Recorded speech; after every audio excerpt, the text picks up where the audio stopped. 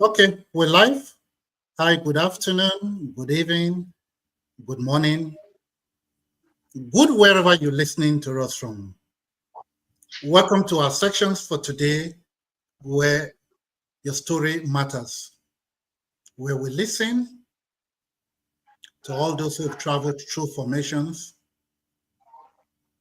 not just only in Nigeria, but all over the world. And where we listen, we share experiences, and we give people the opportunity to be heard at least their own part of the story. So today we're here, and I'm going to start the introduction, and then I will invite others in the room to join me to introduce themselves.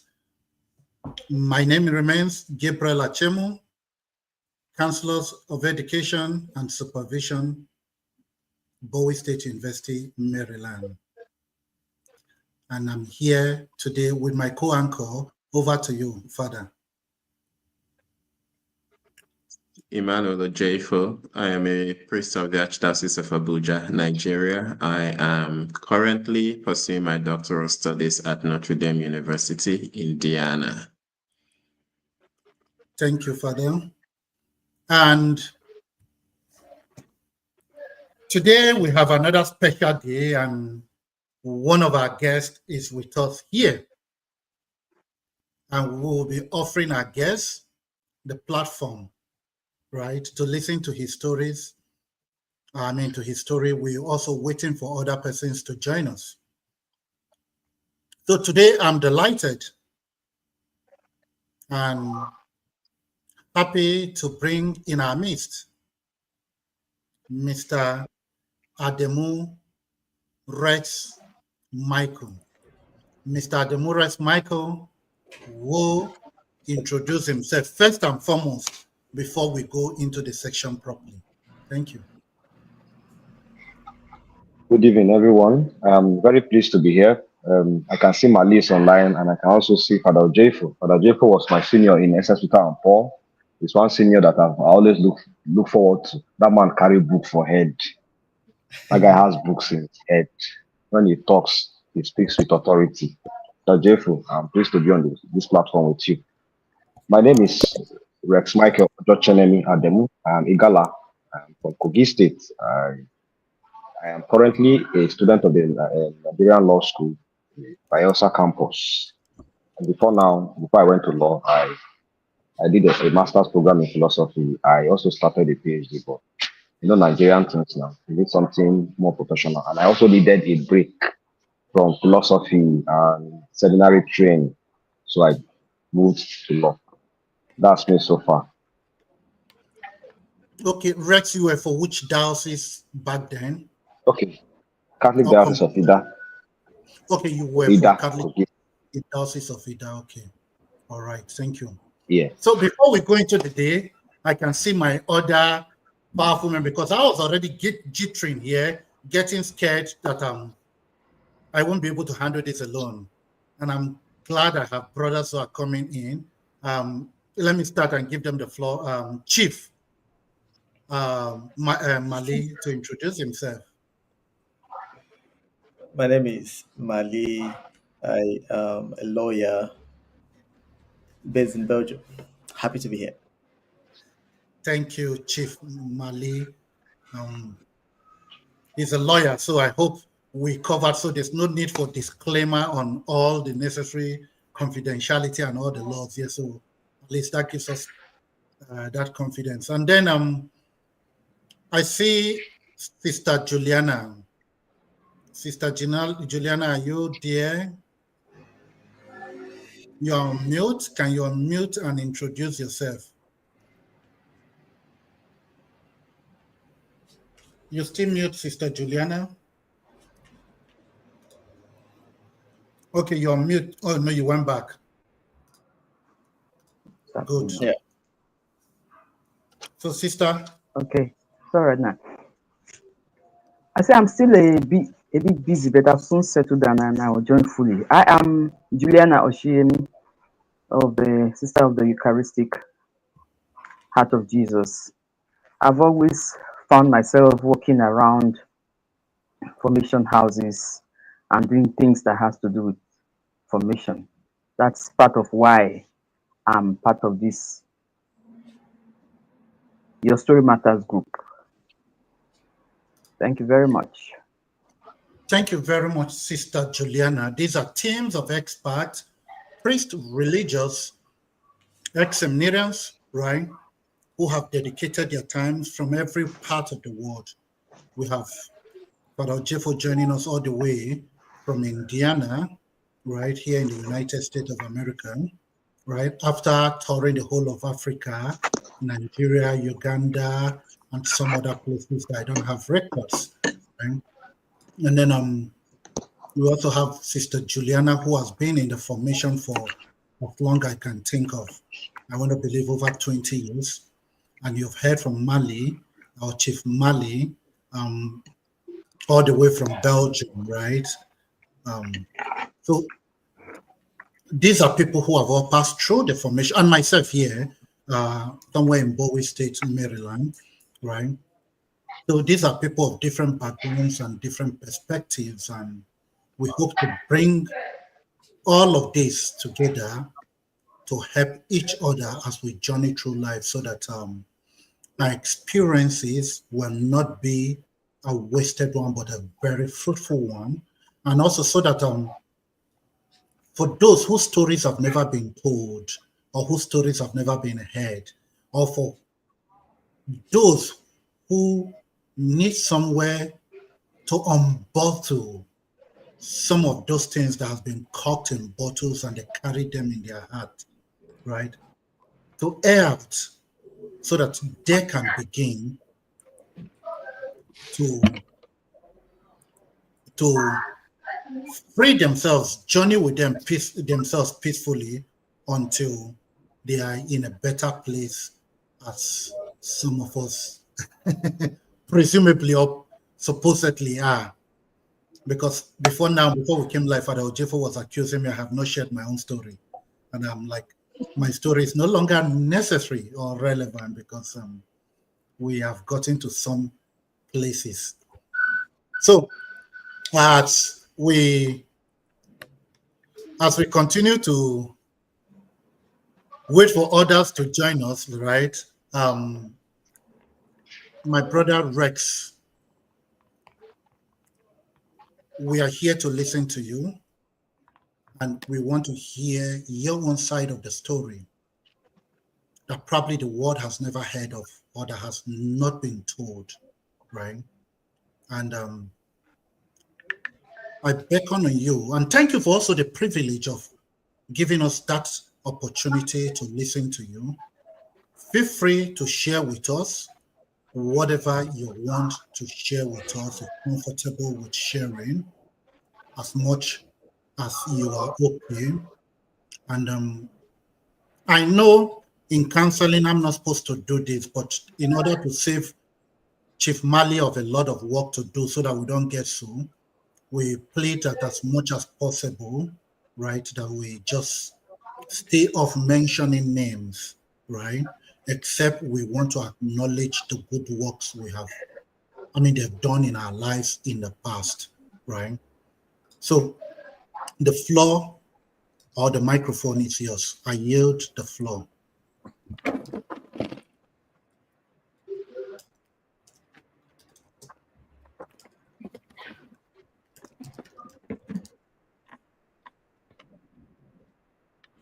We can't hear you. Can you hear us?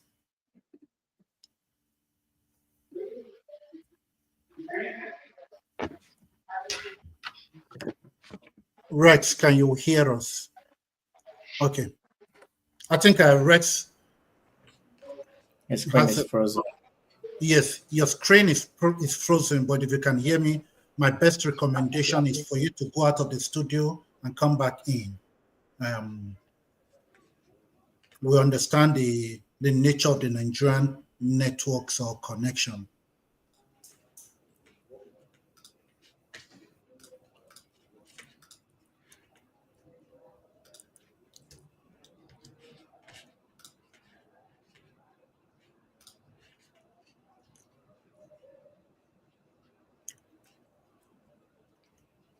Right. Rex, if you can hear me, my best advice would be to step out of the studio, come in again, and we'll be here to admit you. Why we're waiting for Rex, I will bring in one of our brothers here, also Fortunatus, to introduce himself. Okay, Fortunatus, while we're waiting for Rex, you can introduce yourself, and if you can multitask, okay, I think I can see Rex now. So go ahead quickly before we yield the microphone to Rex. Yes, my name is Fortunatus Chisom Nadi. On this space, I go by Son of Big God. I am a priest, I am a prophet, and I'm a king by virtue of my baptism. I'm happy to be here. Thank you very much, Fortunatus. And I see the Brazilian priest just come in. Father Brazil, can you introduce yourself, please? I'm the only one allowed to call him that name. All right, greetings. I'm Father CJ, that is Chinaka Justin Mberi. I'm a missionary priest of the Oblate of St. Joseph, currently working in Sao Paulo, Brazil. All right, thank you very much. Fortunatus, if you can help us multitask, reach out to Rex at the Mo if he can step out and then join in again. Yes, I'm doing that right now. Thank you very much. I know you're good at multitasking. Okay, while we're waiting for him, let me leave the floor. If anybody wants to say something or join something from this noble house.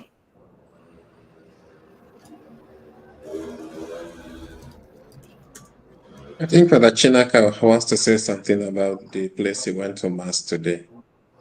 Okay. Father Hello, CJ. Rex. Father CJ, what are you to tell us about your experience where you went for Mass today? Father Ojefo has set you up, so.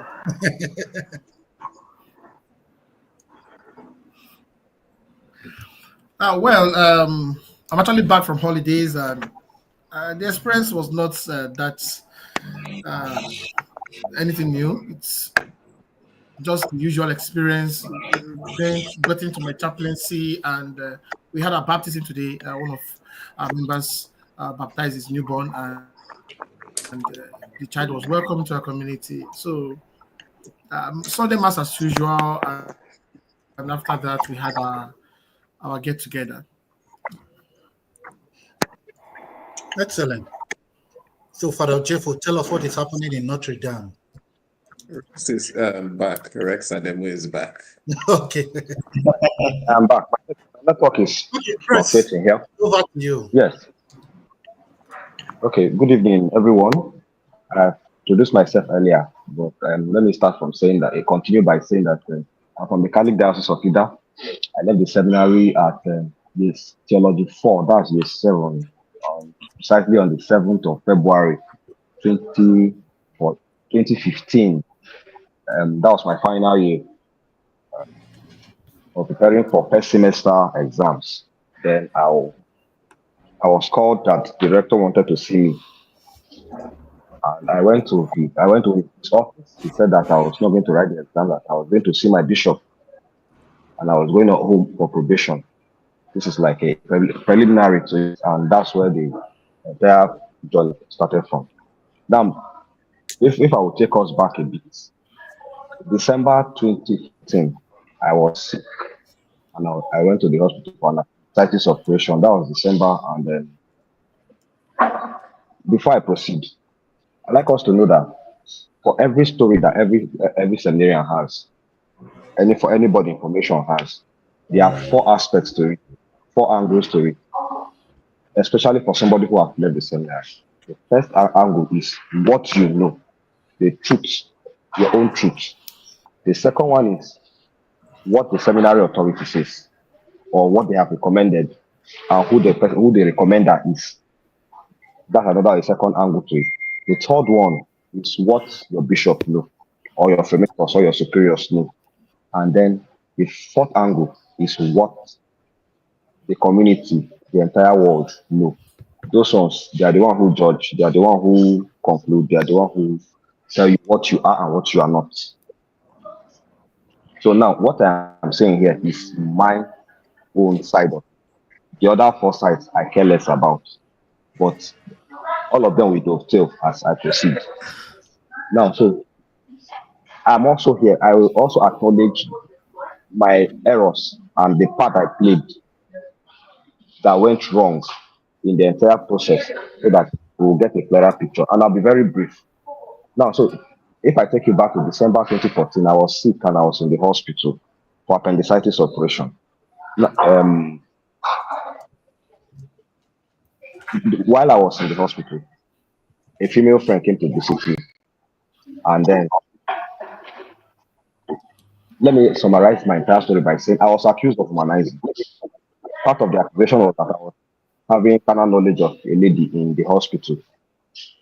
That's what I heard. And that's what the panel told me. And that's what my superior told me too. That if Samarians are sick, I know if the Samarians want to see their girlfriends, they pretend they are sick and they go to the hospital and then their girlfriends come to visit them. But that's not the truth. Now, while I was there, my fault, my number one fault, or why I blame myself, I didn't see it as a problem at that time, because I was with my phone in the hospital. The hospital is outside the seminary, so I was with my phone. So I was online, popular to go on YouTube. This, my friend, she studied at University of Ibadan. We as seminarians in Ibadan, we are the one in charge of NFCS in that Nigerian Federation of Catholic Students in that area. So because I was in NFCS or an NFCSer, I got to know her and she saw me online and asked me, said she knew that I was not supposed to be online. And I told her I wasn't feeling fine, that I was in the hospital. Now she said she was coming to visit me. That was on a Wednesday, normal outing day. Normal outing day. So I was there. She came in the afternoon. Then I was alone in the hospital from morning till about 6 p.m. So it was, the story started after 6 p.m. She was there. Now the second part of it was I innocently did this. When she came to the hospital, I was the only one. Every other person, including the nurse, I've seen her. Now she wanted to leave at 6. I told her until you cannot leave. I told her you cannot leave at 6 because I told her that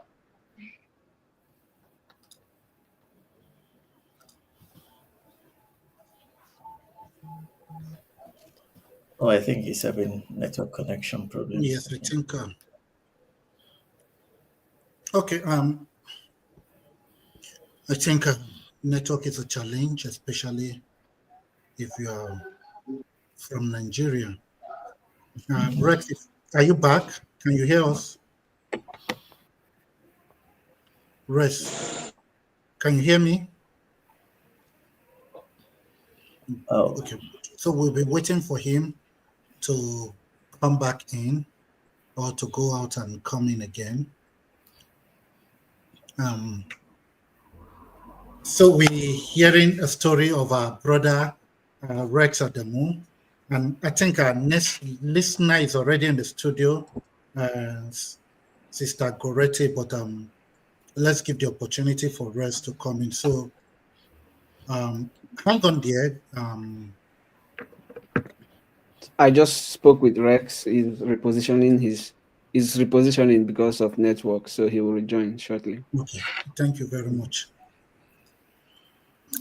But I'm glad when he started, he says every story has 4 different dimensions, right? Which is very, very important. And even Father Jeff will refresh my memory. I know we also did, you are a scholar. Some of us know gospel, like my mama would say, right? Is it Juari Windows, where we talked about 4 aspects to every story, every human life? Okay. Let's now further digressing there since Rex is back. So, Rex, can you hear me? yes, I am back. Yes, I am back. So let me pick it back from where you stopped or where we were able to get to. Yes. Yes. She was supposed to leave the hospital at 6, but you beckoned on her not to leave. Or what was your reason? Was the next thing you were going into before we were interrupted? Okay. Okay, my reason for asking her to stay back was that there's nobody in the hospital here. That's one. I don't actually do not need her company eventually, but I needed at least a seminarian to see her, or the infirmarian who is my classmate to see her and let her know that somebody came to let him know that somebody came to visit me. That was the only mistake I made. That was the mistake I made. So I don't know what happened, what transpired between the hours of 5 and 7. But when the infirmarian came, the first question he asked me was, "Who is that girl?" I was not asking, "How did you know?" That kind of question. I was surprised. How did you know? Now, because she was there, when the infirmarian came in, he didn't see he didn't see anybody in the room.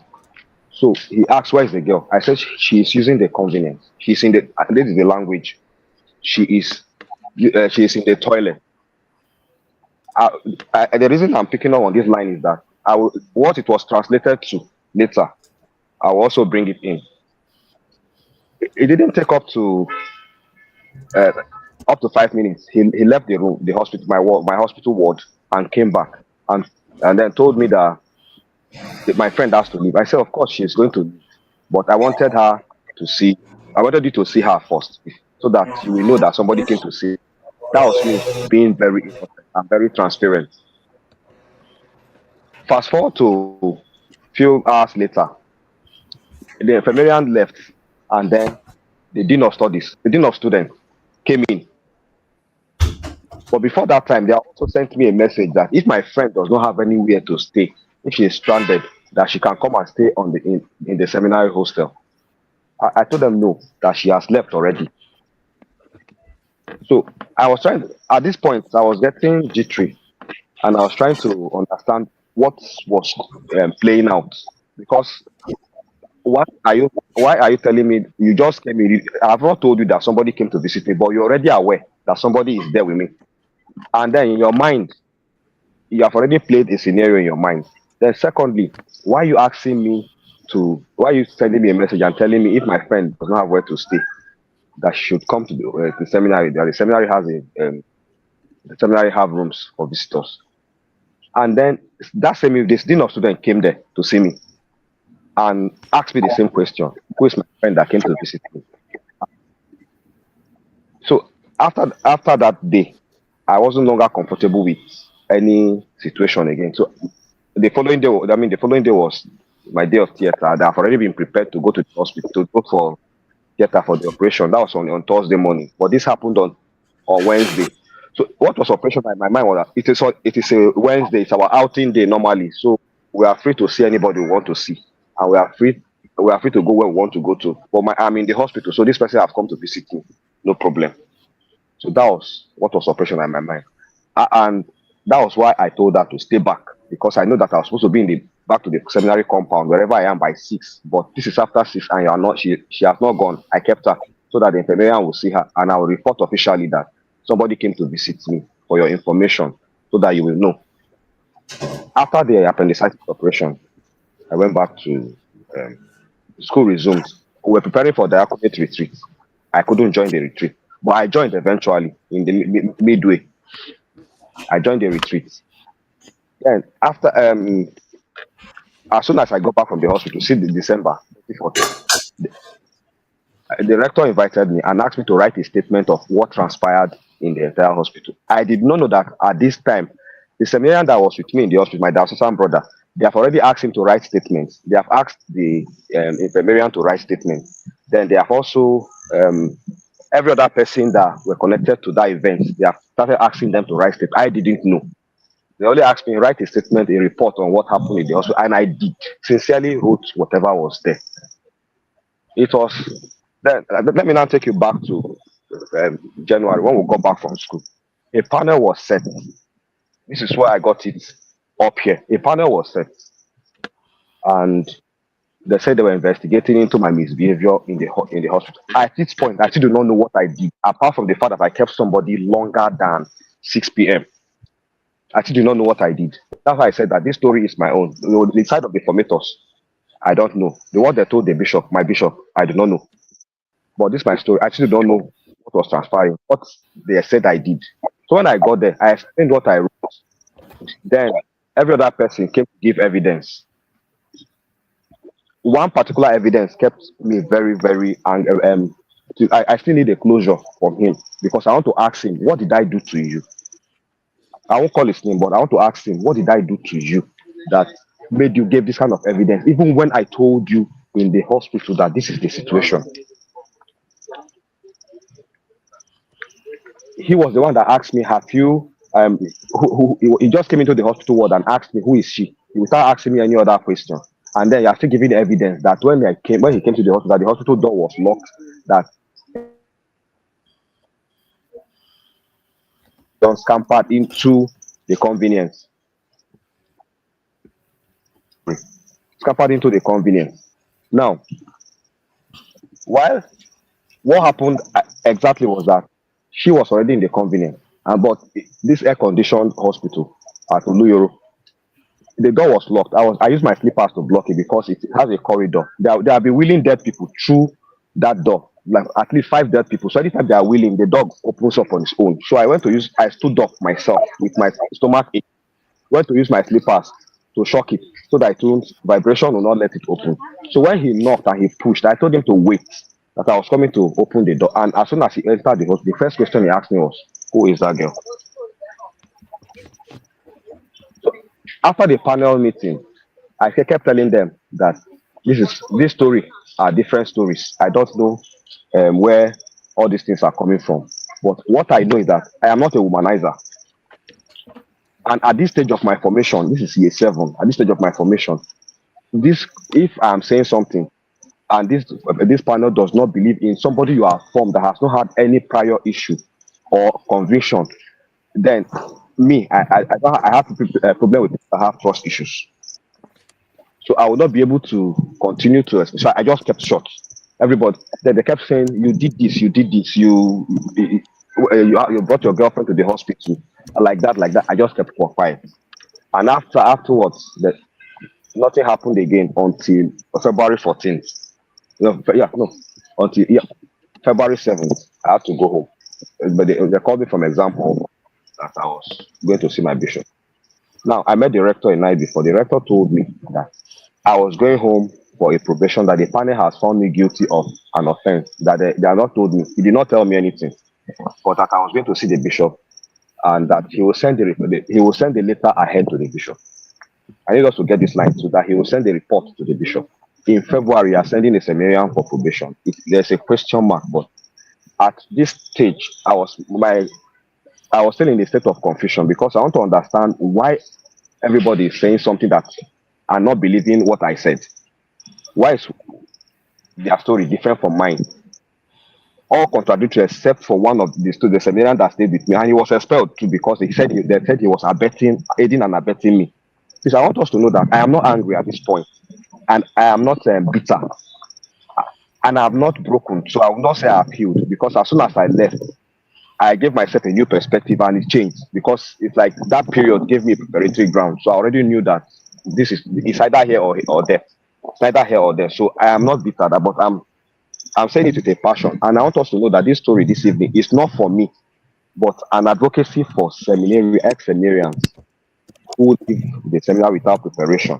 I know what I saw when I left, but then there are people who are seeing worse than me.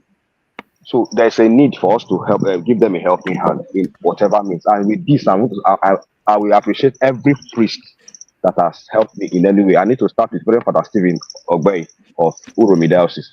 Father Justin Anene, we did masters together in Unizik. That man footed all my bills.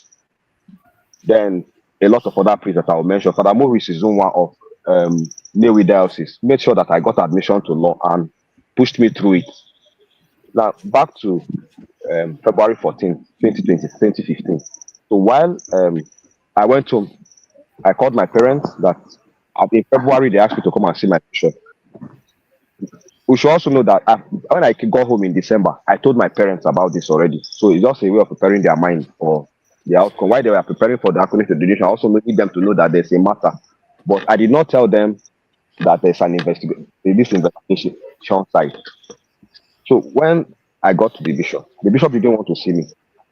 So I was in the cathedral for close to a week, running to a month. The bishop said, the vocation director told me that they have not sent my report. Mind you, that the rector has already told me that he will send my report immediately. So I was there 1 week. I haven't seen the bishop. 2 weeks, I haven't seen the bishop. And if I ask the vocation director, he says they have not sent my report, so he cannot see me. So one morning, maybe by stroke of coincidence, when I was coming in for breakfast, I was with my cousin, and I knew that the bishop was at the bishop's house. So I needed to know whether I should go back to school for studies or to go and complete my exam, or actually I just needed a closure at this point. So I woke up when I came down for breakfast. I woke up with the resolve that I will see my bishop that day, no matter how bad it is. So when I got down to breakfast, the vocation director was there. I was with my cousin. Everybody were normal because it was after mass already, and that was around 9 a.m. I was with my cousin. They said, Sami, where are you going to? I told the vocation director that. I said it in my language. It is today that we'll finish this matter. I'm going to see the bishop, whether he's coming or he's not coming. He now said no, that the bishop is in the office, that we're going to see the bishop. And then I told him I'm waiting. So I didn't even bother returning from the refectory again. I waited for him when he finished eating. I still was the one that removed the splits and all those things, and then made sure that we went to see the bishop. This story I'm telling you, I also gave to the bishop as it is, hoping that I'll get a listening ear from there. At least nobody listened to me apart from that. It was then that this comment was passed. That's when seminarians want to see their girlfriends, they will claim that they are sick and then go to the hospital and have their girlfriends come to see them. That was when I concluded in my mind that nobody was listening to me. Nobody was listening to me. At this point, we're only three in the room, myself, the bishop, and the vocation director. And after saying all this, I'm saying this is the report I get from my father. I concluded in my heart that. And I also asked, the rector said it's probation I'm coming to do. My Lord, am I doing probation or I'm going back to this? My Lord said that in his diocese there's no probation for me. But may I remind that before that time, some persons have done probation. They just ordained them. All of us went to school in October like that. So why is there a new rule today on February 14th? This very February, March. Why is there a new rule? That didn't bother me, but I knew that in my mind nobody was listening to me. So whatever it is, I was ready and I was open to the decision of the bishop. Brothers and sisters, permit me to say that the bishop have not said anything on my matter till today. So when I left that room that day, the bishop told me that there's no probation. He also did not tell me what to do. So when I was going back to the cathedral with the vocation director, I told the vocation director that I was just confused at the point. I told him to drop me on the road, that I will trek. I wanted to walk. I wanted to clear my head from Bishop. Mali should know the distance between the bishop's court and the cathedral. I told him that I should drop me at a point, that I wanted to trek. Then I went sat down somewhere with my cousin. I wasn't bothered with my cousin on the road. I was just trekking and thinking. And then I told him that I should just give me like a few days to put myself together before I leave the cathedral. I also told before I left that he should decide on what to do with me. If you call me for ordination, if you send me for probation, or I should go back to school to go and complete my exam. I knew that the exams are long to be completed, but I could actually still get my own done if I get back to school. That was for SS Peter and Paul Major Seminary, Ibadan. So that was where the story. That's where it ended. And till today, I have not been served an expulsion letter.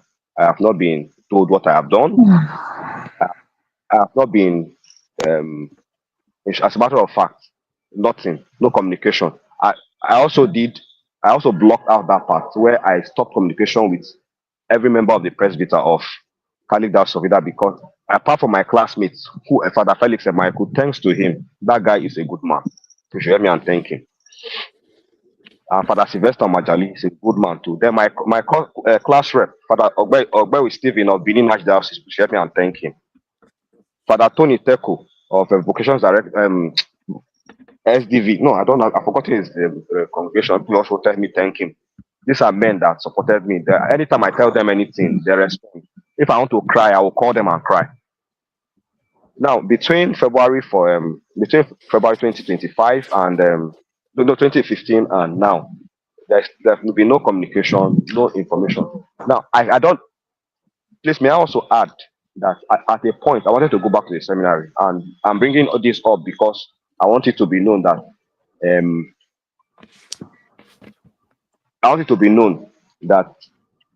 most of after, if you leave the seminary, there may be no room. If there's no report for you, there will be no room for you to get back into the system. Now, I was in communication with the vocations director of the Catholic Diocese of New York, courtesy of Father Justin. We're trying to discuss on if I could move. Now, this was what he told me. He said I should tell my bishop to send him a letter, communicate with him, send him a letter, whatever I have done, that it should be mentioned in that place. If it is human being I killed, they should tell him that. So then I will now write a letter telling them that, okay, I admit my mistakes in all these things. That it is then he will now decide what to do, whether to invite me for reformation. Till today, there have been no communication with the two my lords and the two vocations directors till now. They didn't even respond. I know what it took me to get a letter from them to go to Bodija to go and collect. I kept coming and nobody was answering me. Until same attitude, I woke up one morning. I told the bishop secretary that I am coming to the bishop's house. We should get the letter ready. I will come there. If the bishop doesn't want to see me, I will sleep at his doorstep because I needed to move on. At that point. I didn't want to waste any time. I was no longer a child. That was my adult life that was going. So I needed to start all over again. And thanks to my parents, they were very supportive. As soon as I told them, my mom called somebody, and one of my friends that was doing masters at Nnamdi Azikiwe University, and told him to buy a master's form for me immediately, and I should go to my school to go. And then my parents put me on allowance monthly. They just didn't want me to think about anything. So for my family, they were very supportive. The last man that had Mr. Odo said that his family were not in support. These are the only things I have for different from him. My family was fully behind my back.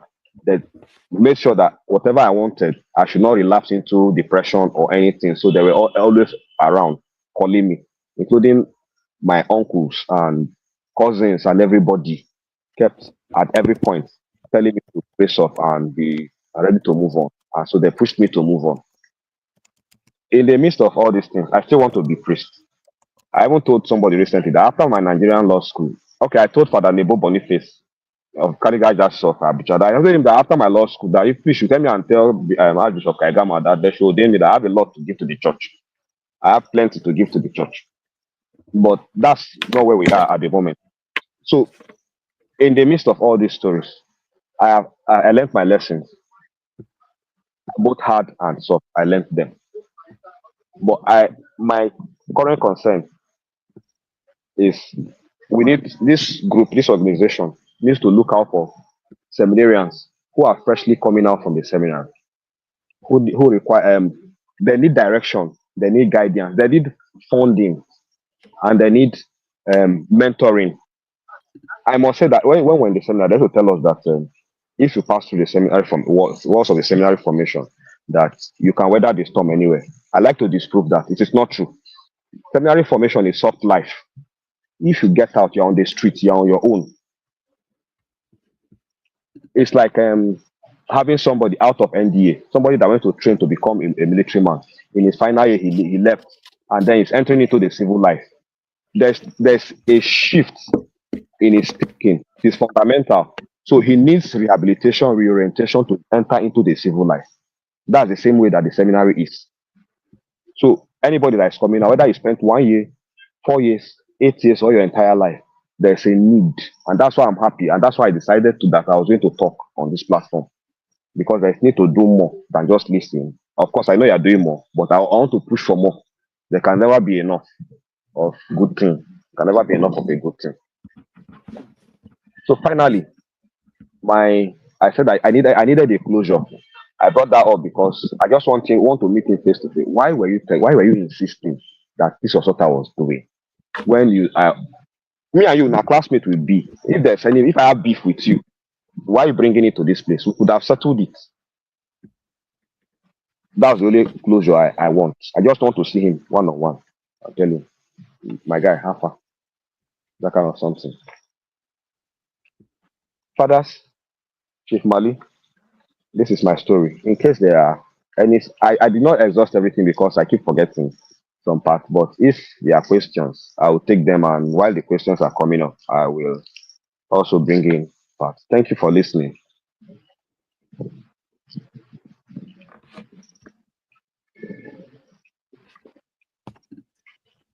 Thank you very much, Rex Ademo, right? Thank you for the privilege of your story. And thank you for coming to inspire us with your story. And then also thank you for coming to acknowledge the work we're doing. And that's why you're asking for more. I won't call you libertarians right now. I am. Right? I am. Thank you for asking for all of that. What I want us to take a break. Let's just take some deep breaths, come back from these heart-wrenching stories we've heard. I just want to share a little light for our audience who are listening. When he began, he talked about his story, why he was sick. I don't intend to run commentary now, but he talked about finding himself in the hospital and an infirmarian. That jargon or that term might be strange to some of us.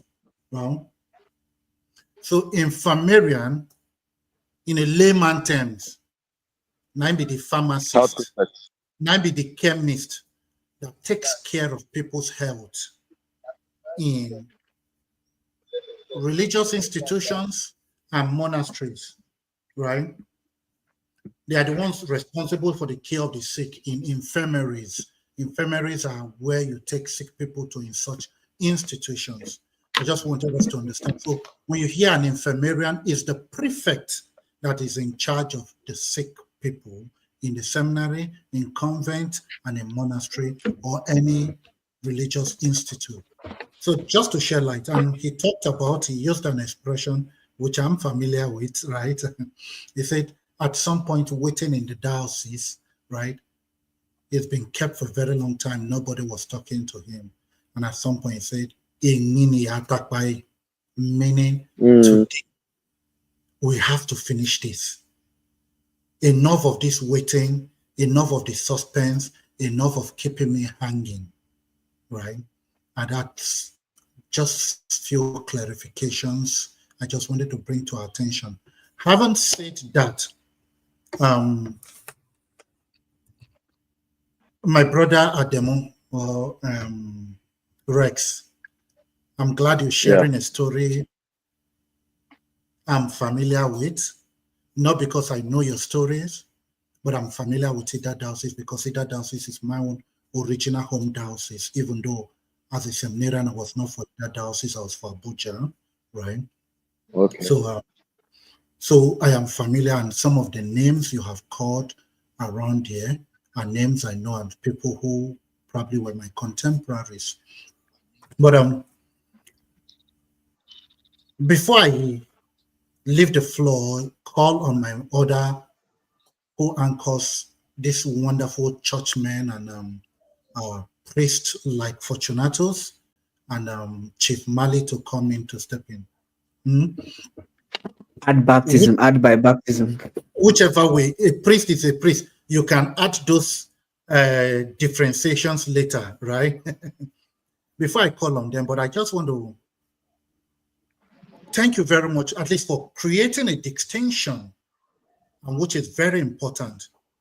And that's why when you were where I was trying to talk about the Jehovah window, what you know, what others know, and what the authorities know. You talked about the four aspects of why seminarians leave the seminary, and you differentiated what you know, which for you is the truth, right? I want to lay emphasis on that.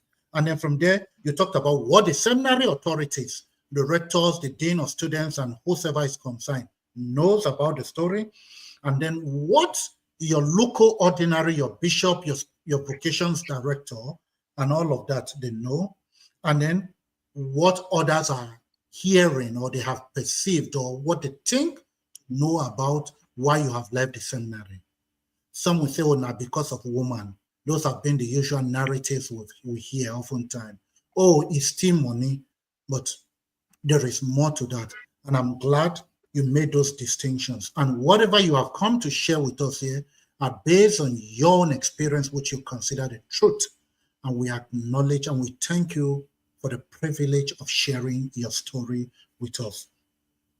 And in the course of your stories, which you dated back to 2014, December, how you were sick. You went to the hospital, appendicitis, if I heard you well, and you were to be operated. I remember our days in the seminary, yes, it's a common thing with seminarians, appendicitis, right? And then while you were in the hospital, a female friend came to visit you, right? I get it totally. Oftentimes in the seminary, we misjudge things. People assume things even when they are not what they are. And the fact that we're in seminary, that you have been visited by a female, it becomes a headline. I must tell you that in the seminary. It's usually a headline. Whether she's your sister, they don't know. Whether it's somebody you were so kind, you helped during your apostolic work, they care less. Now woman comes here for hospital. Whether now your relatives or your childhood, the fact that you're being trained to be, and unfortunately we end up becoming priests, we deal with women. Oh, priests deal with women, let me correct myself, more than even men. I remember somebody once told me as a seminarian, they say, in fact, the church is a church of women and children more than even men. And go take census. Father K, you just celebrated Mass in your parish today. I know if I asked you now, if you took census, you see that there were more women and children than men in our church today. I just came back from Mass too.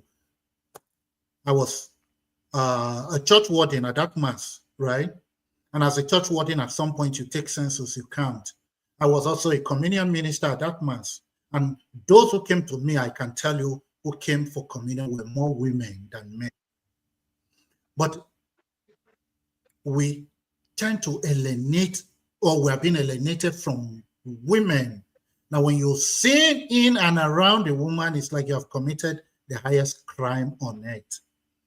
And it begins to raise suspicions. And unfortunately, the person, the infirmarian in question, is your classmate. I wonder why this was not discussed with you, why this was not talked, and probably because it's your classmate, you felt, oh, yeah, oh boy, woman come visit me. Whatever is the relationship. We have a lot of people. In fact, somebody said the white cassocks attract, right? Just like you say, for the case wearing his own, let him step out of his parish and see more than 5 persons will run close to him. But I don't know why people get reported, right? And it's something else. So I get you. I understand your plight, how all of that became a story, how all of that was something you couldn't or others couldn't manage. Whatever story was told to the authority. When you were saying this story, what came to my mind is, what can a man who has just been operated or about to be operated of appendicitis be able to do? Let me ask. I could ask that question. What will a man who is in hospital sick, thinking of his own survivor, do in a hospital room that is not even private place? It's not a hotel, it's not a room, right? So I hear your story, I hear all you have said, but I don't want to take much of the time exhausting everything, going in and around them, but I feel your pain and I feel what you have gone through. And the more excruciating of all the pains was when you were kept in the diocese. Nobody was talking to you. I could imagine all that was going in your head. It's a road I have traveled through before I used to make a joke. That was the beginning of my bald head, right? When nobody's telling you anything, you're at home, 1 month, 2 months, 3 months. Those who are supposed to go see the local ordinaries on your behalf are even the ones blocking you from seeing the local ordinaries. Exactly. Those who were supposed to present your case and give you a soft landing become even the witches and wizards blocking your way. I get all of this, right? But it's a road I have traveled through. Ojefo knows that time, right? So, and I hear you. It's not easy, right? Those suspense, those times you've not been talked to, you've been punished mentally, you've been punished psychologically, just because somebody visited you in the hospital. We don't know the relationship with the person. We just assumed, we concluded. Thank you for sharing your stories, but let me tell you something from my own experience. It might seem that the road is rough. It might seem the road is narrow. It might seem you're standing on a tough terrain and you are unable to say where you're going to, but know that God is with you. He is journeying with you, and He's with you. He will lead you somewhere. Let me smile and tell you that in the later days to come, when you remember these stories, you'll be smiling. When eventually you get to discover where God is taking you to. Joyously, as I was sitting down here live, I saw a chat. What was the chat? Let me see quickly on my other screen. It says, let me see quickly. I love you, Daddy. That's my beautiful daughter who went on Facebook there and posted, following the link. Something like, where it said, something leapt for joy in me when I just saw that.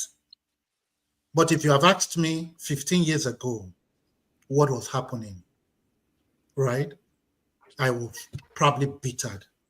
But God has brought me to somewhere where I look at even a message from my beautiful daughter and it gives me joy and happiness.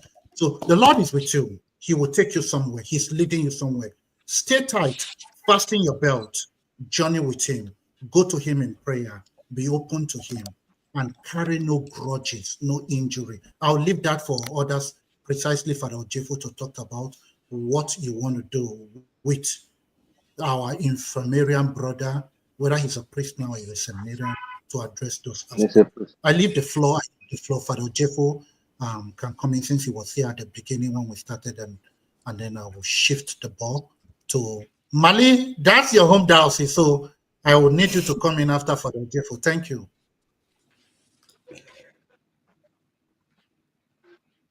Thank you very much, Achemo. I will be very brief. And Rex, Michael, Ademu, thank you so much for the courage to share your story. You have told your story. Now, this is a story that was perhaps known to only a few people. Now that you have come on this session, it's a global story. Everybody who is joined to this platform has heard the story. So it takes courage to be able to tell the world your own side of things. And I really want to appreciate you. I mean, I'm talking to you because I know you very well. We're together in the seminary. We were very good friends. We're related with each other. So I thank you for the courage to share your story. Just 2 points I want to highlight. One, you concluded by saying that you have learned your lessons, but you didn't tell us what really those lessons you learned were, which would be very important for everybody who is listening to you to say, what is it that I have learned from this experience, and how can my experience be helpful to other people who might be going through similar situations, or people who have been through this same road in the past. I will leave that to you later. But the only other point I wanted to highlight was just to see how and this is just looking at the bigger picture, that the work of formation, what we are doing here is responding to a crisis, a major crisis in the church in Nigeria. And just listening to your story, I can see all of the different parts, how the different parts of people who are involved in this whole journey of formation, this whole story of formation is interwoven.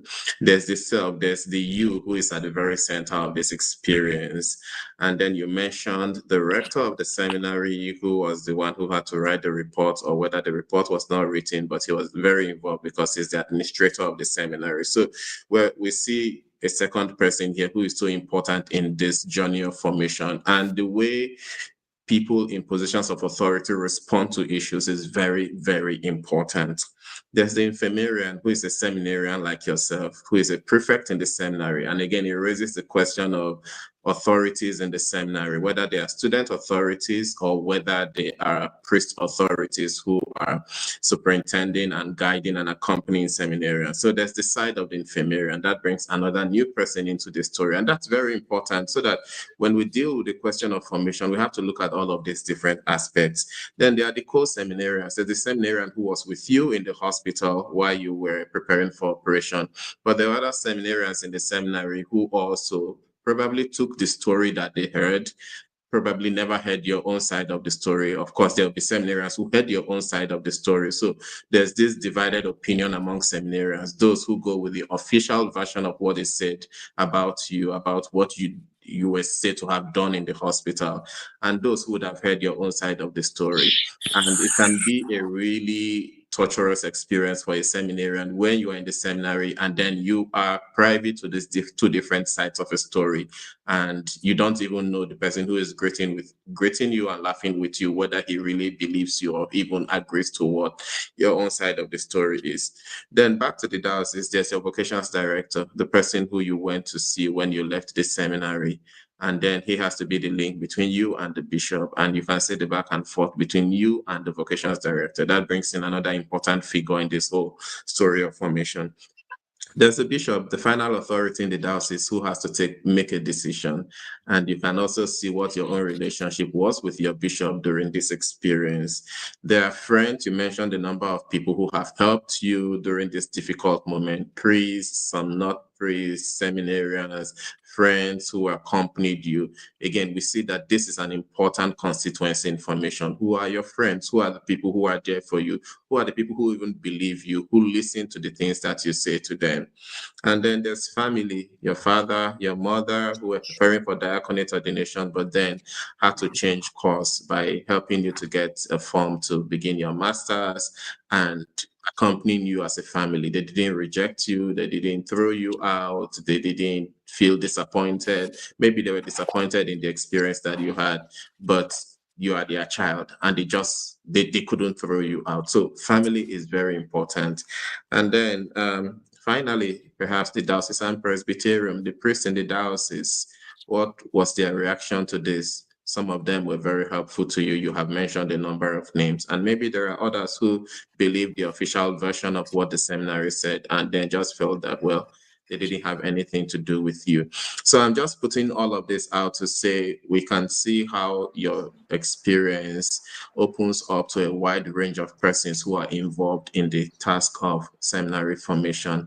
And again, so it's just to raise the fact, to create the sensitivity, but also the sensibility that when we're dealing with formation, we have to see that it's beyond just one person. It's just beyond the seminarian, and that the journey of formation can be made or marred by any fallout in your relationship with any of these persons who are involved in this whole spectrum of the journey.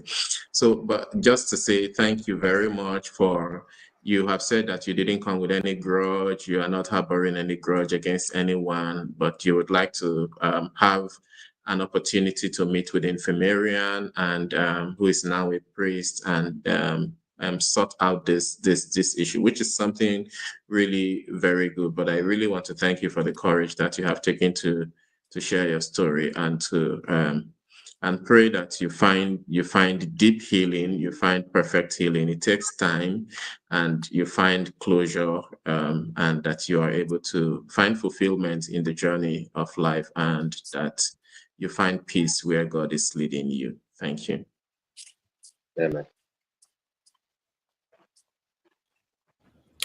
So yeah, Rex, good to see you again. It's been quite a while, and indeed, Rex was also my senior in Bodija. I can say for a fact that he's a very welcoming person, and he's one of those seniors you can really crack jokes with without having to think that, oh, they're in year seven and you are just a young seminarian in year two. Really approachable a person, and a night before he left, I still remember then because Father Felix Michael was my floor prefect in JP second floor, first floor rather. I know Rex came to my room and he told me he was leaving the seminary the next day. I was just in year two. I was really heartbroken because, I mean, this is one of those seniors who would go to if we're having issues with our diocesan leader, then Father Omajali. And Rex has this easy way of approaching things, carefree and really open minded about a lot of things. So I was really heartbroken that he left that night. But I'm also proud that he has been able to turn his life around to a great extent. He's done a master's in philosophy and currently in law school. So by God's grace, next year he'll be called to the largest bar in Africa, the Nigerian Bar Association. So that is something great too. Being as someone who also left the seminary myself and from the same diocese, I could relate with some of the things he's talking about. I was on probation for a while, and then the reason for probations too were not very clear to me. I wasn't getting communication, so the communication it's one of the problems that we may need to work on in our home diocese. Honestly, but yeah, Rex, good thing you are not holding grudges against anybody. Because I think if you hold grudges, it's like carrying a huge baggage. In the end, it weighs you down, and beclouds your reasoning from saying the important things in life. So you don't even need to confront the infirmarian guy anymore. I still remember him. You don't need to tell him anything.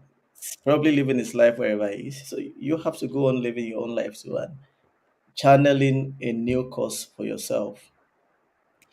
And you made a really important point about supporting ex-seminarians because when people leave the seminary, most persons don't know what to do.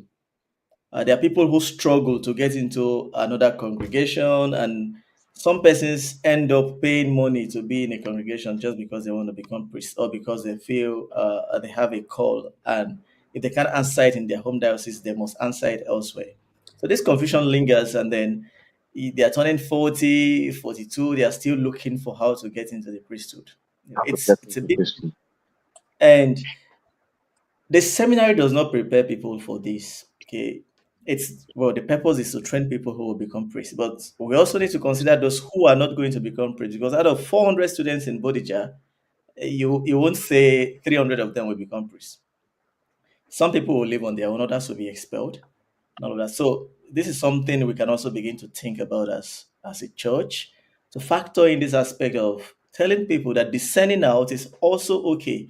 And when you descend out, you don't have to keep struggling to get back in because you feel you have a call to become a priest.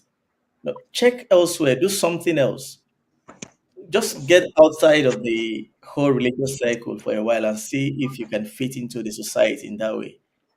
And Father K raised an initiative internally that we are currently discussing and deliberating on. So if that sees fruition, we should be able to help certain ex-seminarians. So give them a little support in their life's journey.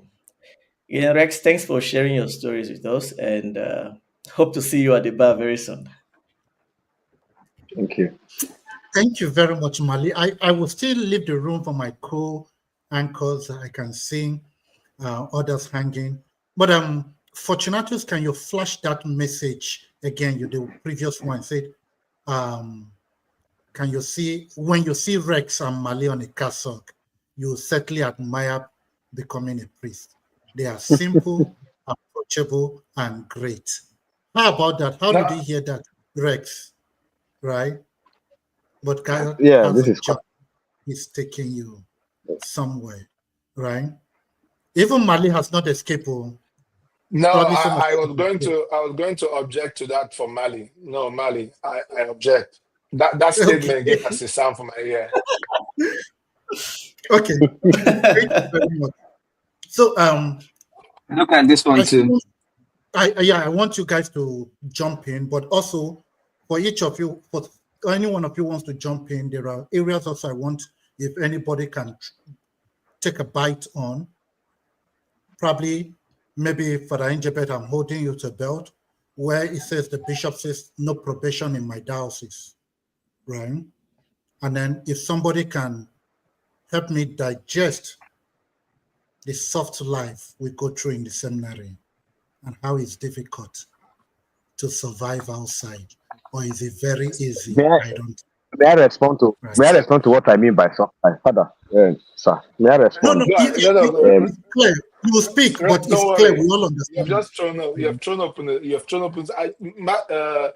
Achema, I think you just hit. I was making notes. I was backstage at a section of the conversation that touched on three things. There's one addition to the two things you raised that also struck me in Rex's story is the fact that he spoke about his parents putting him on a monthly stipend, his uncles calling, and all of that.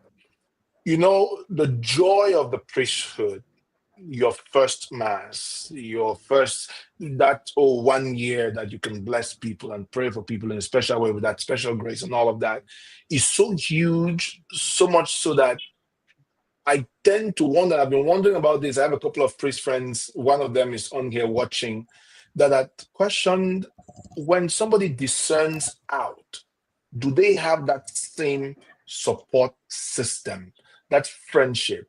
Father Jeffo kind of drew a great map of everybody who is involved on this journey. But when that person discerns out, what is the support system of friendship created? If already seeing the person talking with a female becomes a thing in the seminary, how then do you create a support system? You end up in the parish. The many people will go come look for you for parish. Now women they come, and then go cook, and then go bring food, come give you. In fact, there is a saying that we have in the eastern side of Nigeria that if you go to a church and Igana church, mandene nabatahage, korangongo gela. Justin, you want to translate that, or Fortunatus, you want to translate it? Nigaro parish. I don't want to translate it, but it just simply means, again, for anybody who wants to translate, you can take Yeah, it. if the women do not welcome you in the parish, you just pack your things and go, because you're not really welcome in the community. That's how powerful it is, that relationship, right? So when I heard you said that, Rex, I was very happy, and I'm like, I wish for everyone who will come on this video, please know that the seminarian, you know, who is a potential priest in formation, is also a human being who is potentially to something else if he discerns out of seminary. Please be friends with them and support them, not only when they wear the cassock. If they remove that cassock, please stand by them. They need you more even at that time than any other time. To the question about probation, when he shared that, and there was a kind of a caveat to it, because Rex, you said you also know that there were others who had been on probation. The question for me, once you shared that, first of all, it just shouted injustice to me, which is a big question for me as a person. We have to bring justice to be a very relatable thing. Justice should not be far-fetched. It should be something that is appreciable. We can see it happen, and we must see it as being done. It must be visible, so that way you compare, and there is clear policy for everybody. That if I hate you, Rex, and I want to kick you out of seminary, and there is a standardized policy where we all know that once a seminarian has an quote-unquote issue, they are on probation, the policy should hold the same for everyone else. That way, my personal hatred for you, Rex, and I say this hatred, some people might say strong language, but it's real. It's a human thing, and it also exists in the system. And so if I hate you, then I cannot met out my hatred towards you because there is an accountability system, there's a check system. Now, the question becomes, what is probation? Because if it's that, I see a little bit of a darkness, a dark cave where a young man is pushed into and there is no help. Maybe your bishop says to, or your vocation director says to you, well, it depends on the bishop. You go to your bishop says, well, it depends on what the formation, your formators will say. And you are caught in between two authorities and no one is bringing clarity. Someone had shared earlier on this platform in one of the stories that have been shared here, where they said Cardinal Nikon had to ask a question to them about what the formator had said about phone or something like that. And that Cardinal Nikon ended up saying, you know what? Go back and let them teach you how to use the phone. So what is probation? If we understand what is probation, that you're probing something, you're looking at what that thing is, you're considering whether it needs to be a tweak or not, that seminarian, to all formators, need to understand what is it that needs to be formed. Nobody comes to the seminary fully formed. In fact, even after being ordained, there is ongoing formation, something that Prince Chidi had said in one of our times we've been on here. So that idea of formation, which is consistent and continuous tweaking, should begin from the seminary. That when a young man is told that you have an issue, I put it quote unquote, it might be that he is not very alert to time. We in a vocation, I think every other vocation where people are very much time conscious, he's always coming late, and this has been consistent. The formator calls them and sit with them and try to make, okay, Rex, you did come late all this time. Is there something, how can we help you? Do you need to set your alarm 2 hours before? So then you're probing something.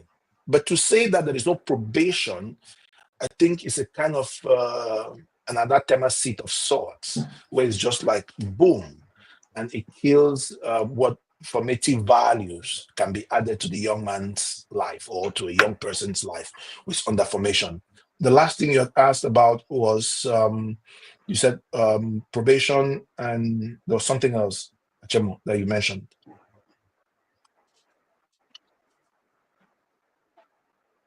You're muted. You're muted.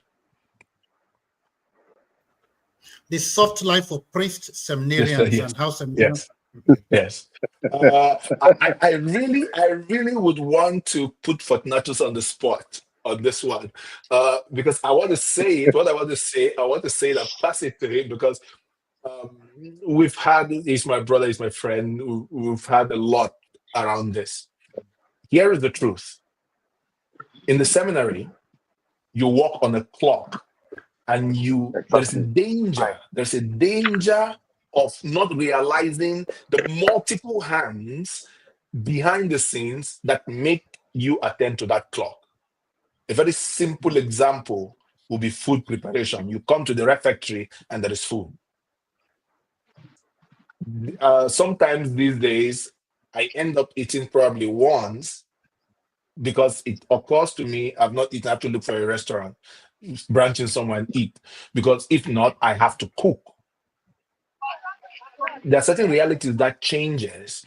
When you're in the seminary, you are kind of shielded in a way, because you are formed for a particular kind of function, for a particular kind of response to society. So I don't want to say it's soft life, but I want to say it's a formation that leads you to a particular manner of service to God's people. And that can shield a young man from the actual realities in life. Nobody will cook for you, for example. You will need to buy your own credit by yourself to earn money. Think about the fact that we talk about adulthood in a scam. That when you become an adult, a child only sees the good side of what the adults enjoy. You are free to do what you want. They don't know that you need to work, you need to pay rent, you need to pay bills, you need to pay, and all those things before you can enjoy adulthood. I think it's the same thing in that sense. It's not so, I wouldn't think it's soft life. I would think it's shielded in a way that directs you to pay attention to more things that the everyday life might not avail you due to the hustles in it to pay attention to. I see Fortunatus has disappeared, but I wanted to pass that ball to him. Or Oh, maybe I'm for here. priests I'm who are here. in the I'm here. yes. I'm here. Can you share? Because I know for a fact Yes. that you've come with that, you've experienced that in a I unique way. I thank you for calling me. I think about it as an intentional structure that is geared towards what the seminary is supposed to produce. A formed person who's like formed spiritually, socially, psychologically, academically, and all of that. So I think of this is an outcome, this is an aftermath of a structure when you pass through an intentional structure. And I say this because I think about myself. When I got here, one of the strongest problems I had was keeping my prayer life. In the intentional space and structure of the seminary, it provided me something that I couldn't create for myself once I left. Like I had to wake up 5:15, do 10 minutes or 15 minutes of quiet time before morning mass. And after morning mass, we go straight to breakfast. Somebody prepared it. I don't even know. Like sometimes I know who prepared it, obviously. Like other times I don't even say thank you to them. Just grab my breakfast and get out, go sit in the bus, and they drive me to school.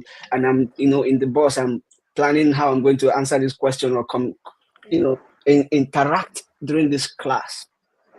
So that intentional structure is intended for good, to form this person, to take away, just like Paul says, when he was talking about marriage, that when you don't marry, you devote all your time to the gospel. So to take away all of the things that will distract you in this moment or in this space, a period of formation, so that you are better formed for the mission. Just like, I like the example Rex gave, like people in the NDA, if you kick them out at the end, they miss out on, they need some space and timing to realign themselves and readjust into society.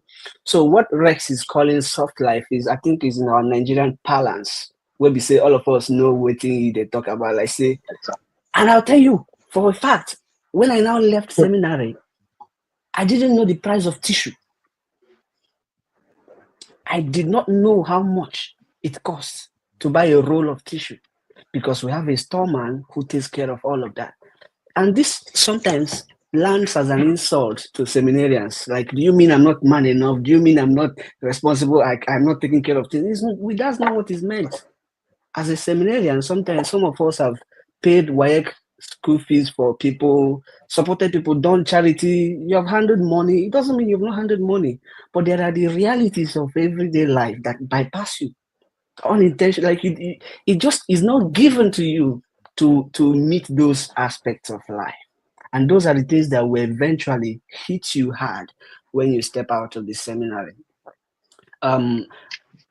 So what I think that he's talking about is, how do we invite seminary formation? How do we think about seminary formation in a way that includes all of this? That includes that, okay, I wanted to take a picture and share it, but this is a jotter where I knew after I resigned from the seminary, I gave the seminary 1 month, and they allowed me. That's the beautiful thing about Schoenstatt. They gave me 1 month to stay in the seminary and plan where I was going. So during that 1 month, I met one of the women working that attends church in the seminary, and she sat down and wrote for me how to cook jollof, how to cook semo, even semo, how to do step by step. Parboil rice. This one is egusi. This one is okra. This one is rice stew. This one is oha soup. This one is ogbono soup. I have carried this since 2019. Each time I cook, I carry it. And I want to shout out to the woman who did this for me, who is Mrs. Badilo in Schoenstatt, Ibadan. So, and this is also something different with Schoenstatt, that we are close, we talk with women, people who come to worship, you can sit down with them after mass, So, and that brings me to what Rex was sharing. If there is no trust in the formation, then people do hide and seek. And that's the reason that's why we're talking about all of this. That's why we have all these casualties. That's why we have all these scandals, because it becomes hide and seek. If there is no trust, like just imagine that rector walked into Rex's room in the hospital and said, "Guy, how far? Oh boy, I hear that a girl came to visit you. What is her name? Invite her over for lunch, and so that we can thank her as a community for coming to do what we could not do. Maybe our seminarians were in school. Maybe our seminarians were taking exams. Invite her over for lunch on a Sunday, and we have a lunch with her. And even if Rex the Nakam, I'm speaking pidgin now. Even if Rex the Nakam, Rex will begin to have a rethink of his identity. Like, this is invitation to rethink your relationship with this person, because the community of the seminary is beginning to value you and trust you, and you question yourself at some point. This is not right. And I do not think that Rex was doing that. And I like how and what we do here is not a space to apportion blames and all that. It's really a space to sit down with this and ask ourselves, how far are we going with the basics of the Christian message? With the basics. Person day hospital. Person just get operation. And all is like, is it the case that everybody in the seminary is just missing out?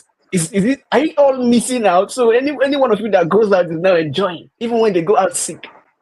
I mean, this is okay. I'll leave the mic here. Thank you for calling me to talk about the All soft right, life. thank you, Fortunato. Yes. I am watching the clock ticking very fast. Father Justin, Father Brazil, I'm going to give you 1 minute, just 1 minute. So just say Father Osofagos.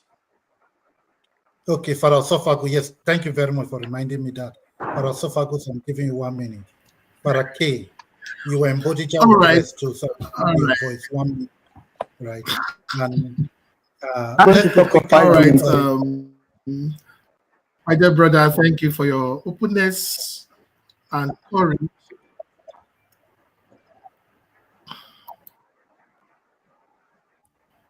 Go ahead, we can hear you.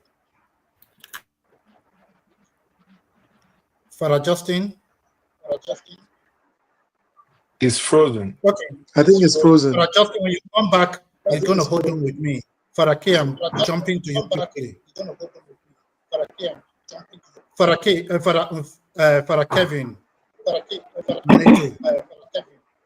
What did you say about Father K? I just want you to jump in 1 minute. You guys were Okay. This is just been up on us for Anjabe, to remember when we had our first section, Bodija was notoriously coming up, and today we have testimony coming from Bodija. So, and you were first prefect auxiliary in Bodija. I want you to jump in on this.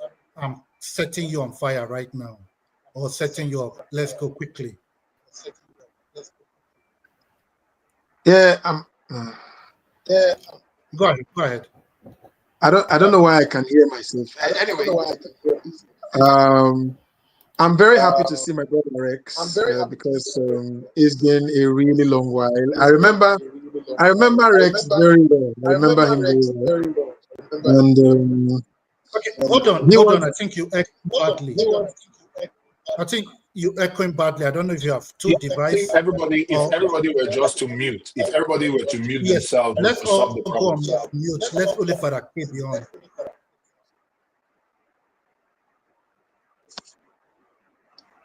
Farake, go on.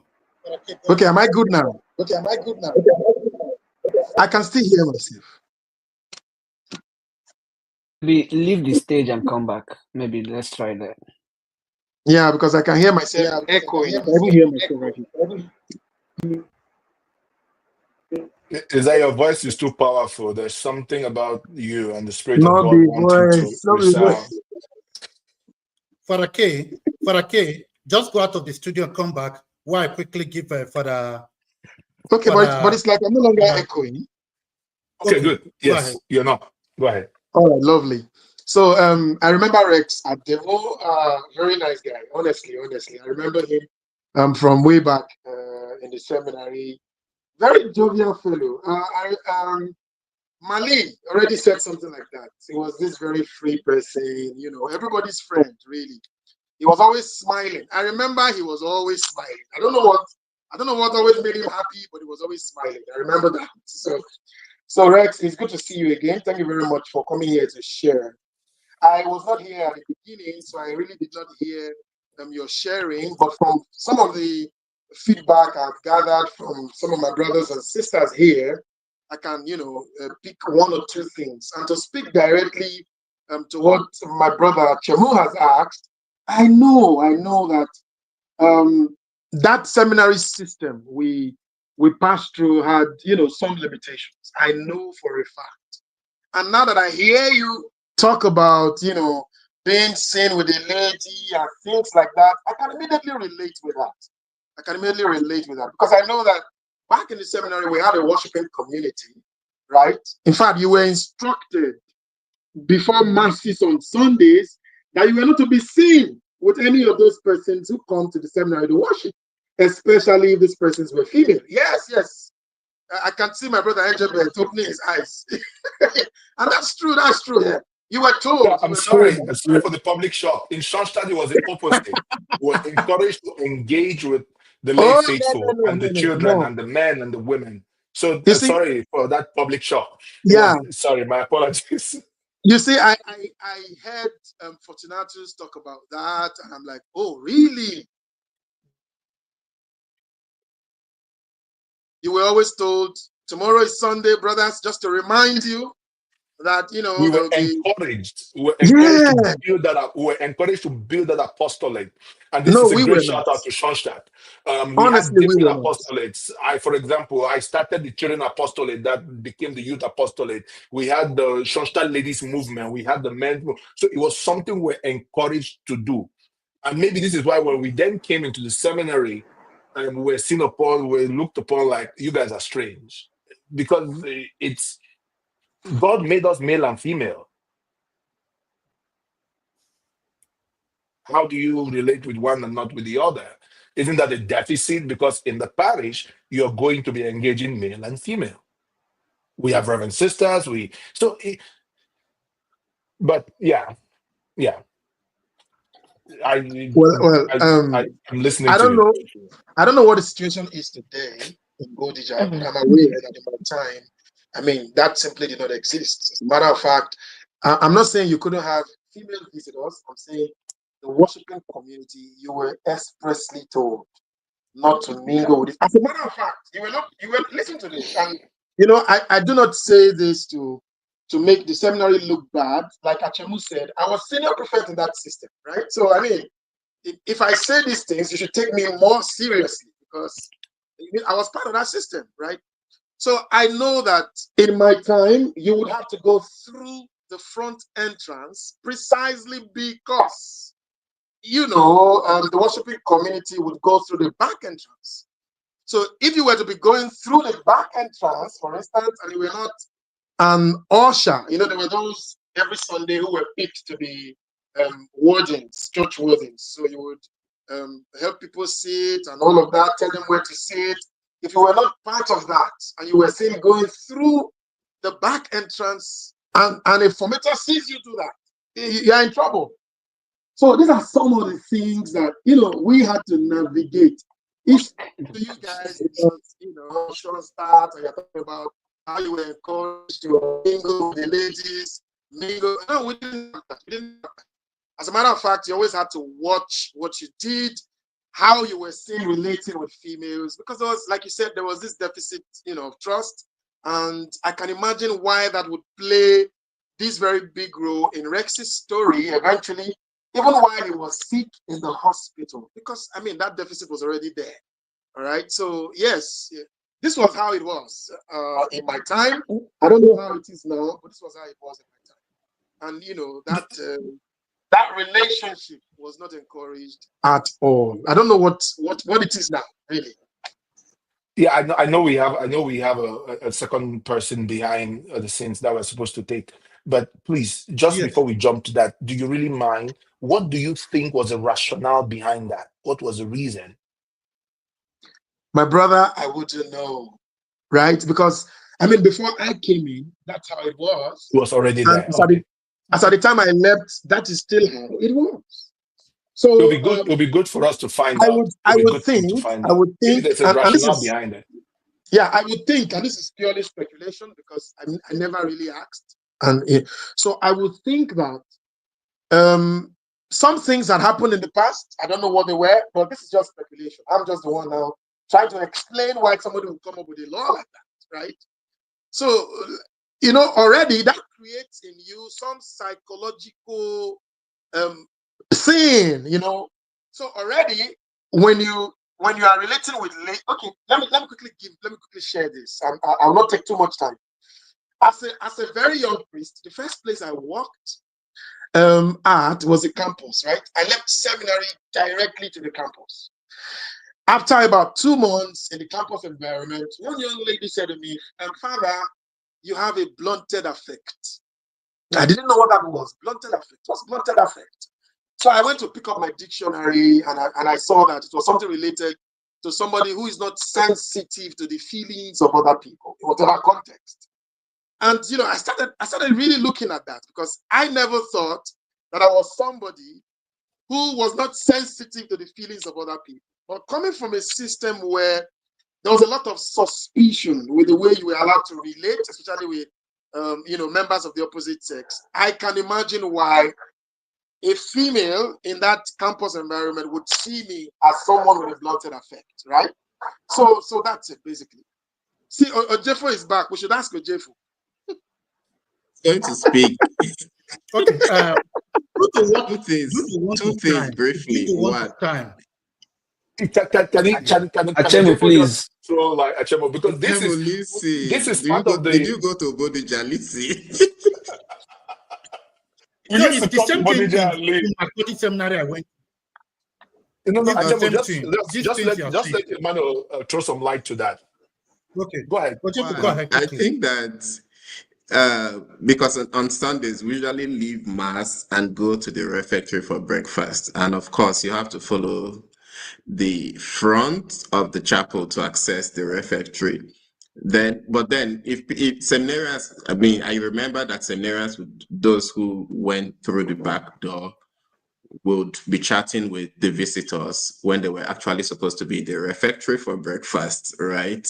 And that was partly the reason that rule was made, that, well, after mass, everybody should head to the refectory, because then you miss all the announcements, all of the information that will be passed if you are found with any member of the worshiping community after mass.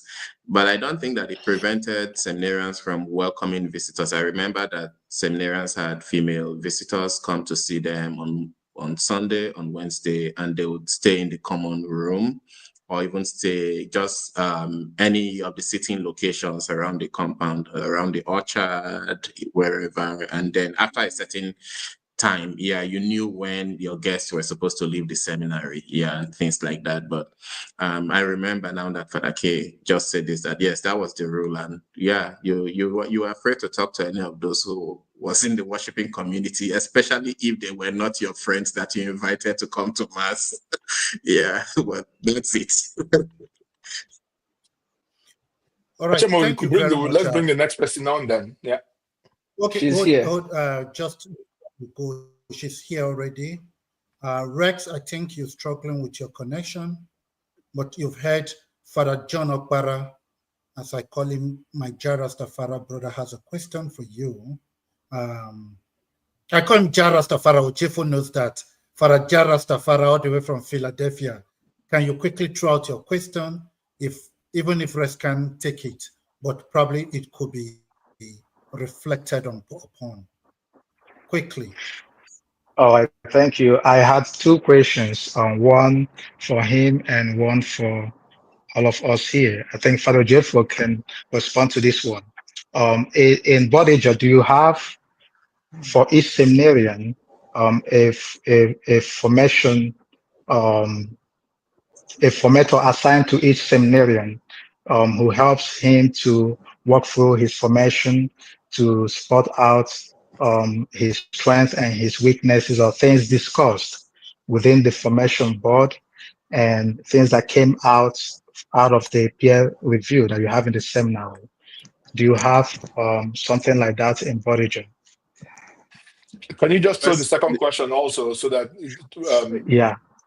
So the second question would be, in all that happened, we mentioned the institution of the seminary. We mentioned the rest, his family, his friends, the priests that helped him. But I didn't hear anything regarding the female friend who came to visit him. How was she able to process what happened, knowing that she had a part in the tragedy that happened? Every one of us here, if we had a part in something like that, we probably struggled with it. We probably was frustrated, or you were disappointed by the institution, how they handled it, or you're not even happy within yourself for being part of the tragedy. So I would like to hear from him how his friend was able to process what happened. So back to the formation Okay, advisor Rex. question. Is he back? Okay, Prefect, Pharaoh Jeffo, First quickly Prefect is here. He respond to has an the insider first question.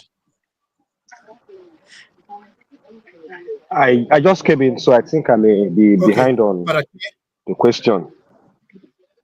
Okay. okay, Wes, okay. thank you for sharing your story. Let me rephrase it. Let me rephrase it very quickly. What was the reaction?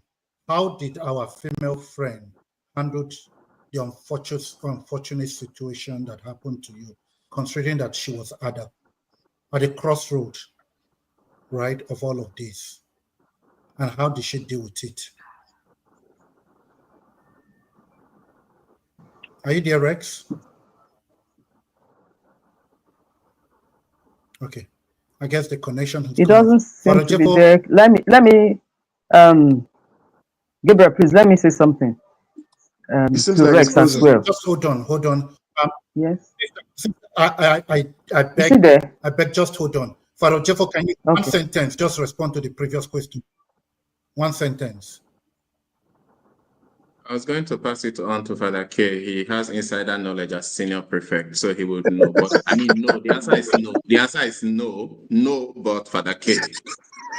No, Okay. but Father K, I was going Father to K, do you have say, anything? yes, I was going to say that in my time we were like 531 seminarians. 531. I think we had about 14 formators. 531 to 14 formators. Do the math. So yeah, we didn't have that.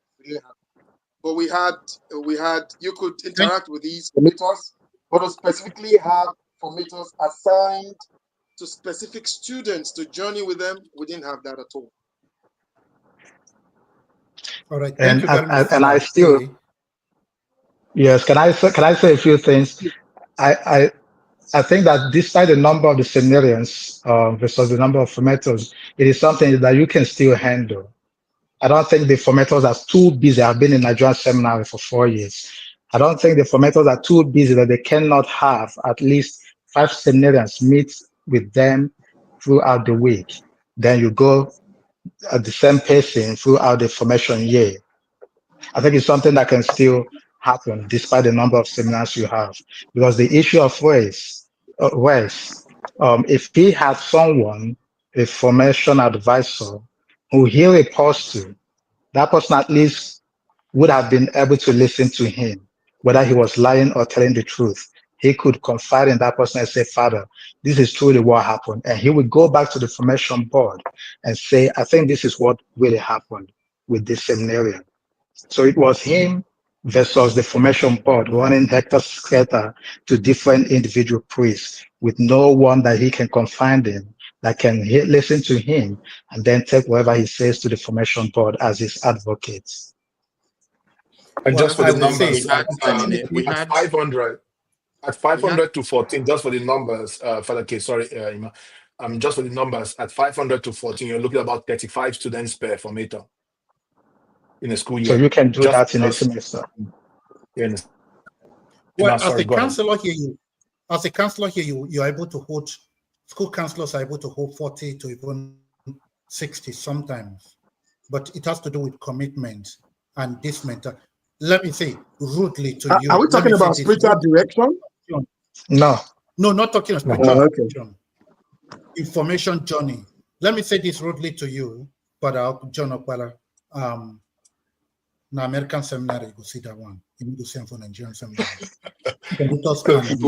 Why you go talk like that? Me, I get No. problem with that when you talk that. Why you go talk? Why you know if you do it? What is so But problematic I'm that not why saying we is it you cannot cannot do do it. it? I'm not saying we cannot do it, but that has We not can been do it. built This is a into challenge. us. We're in a public space, right? This could be an invitation to the rectors to consider this, to the formators to consider it. If it's working somewhere else, can we look for a way to have it? It might not be cut and paste, but is it possible?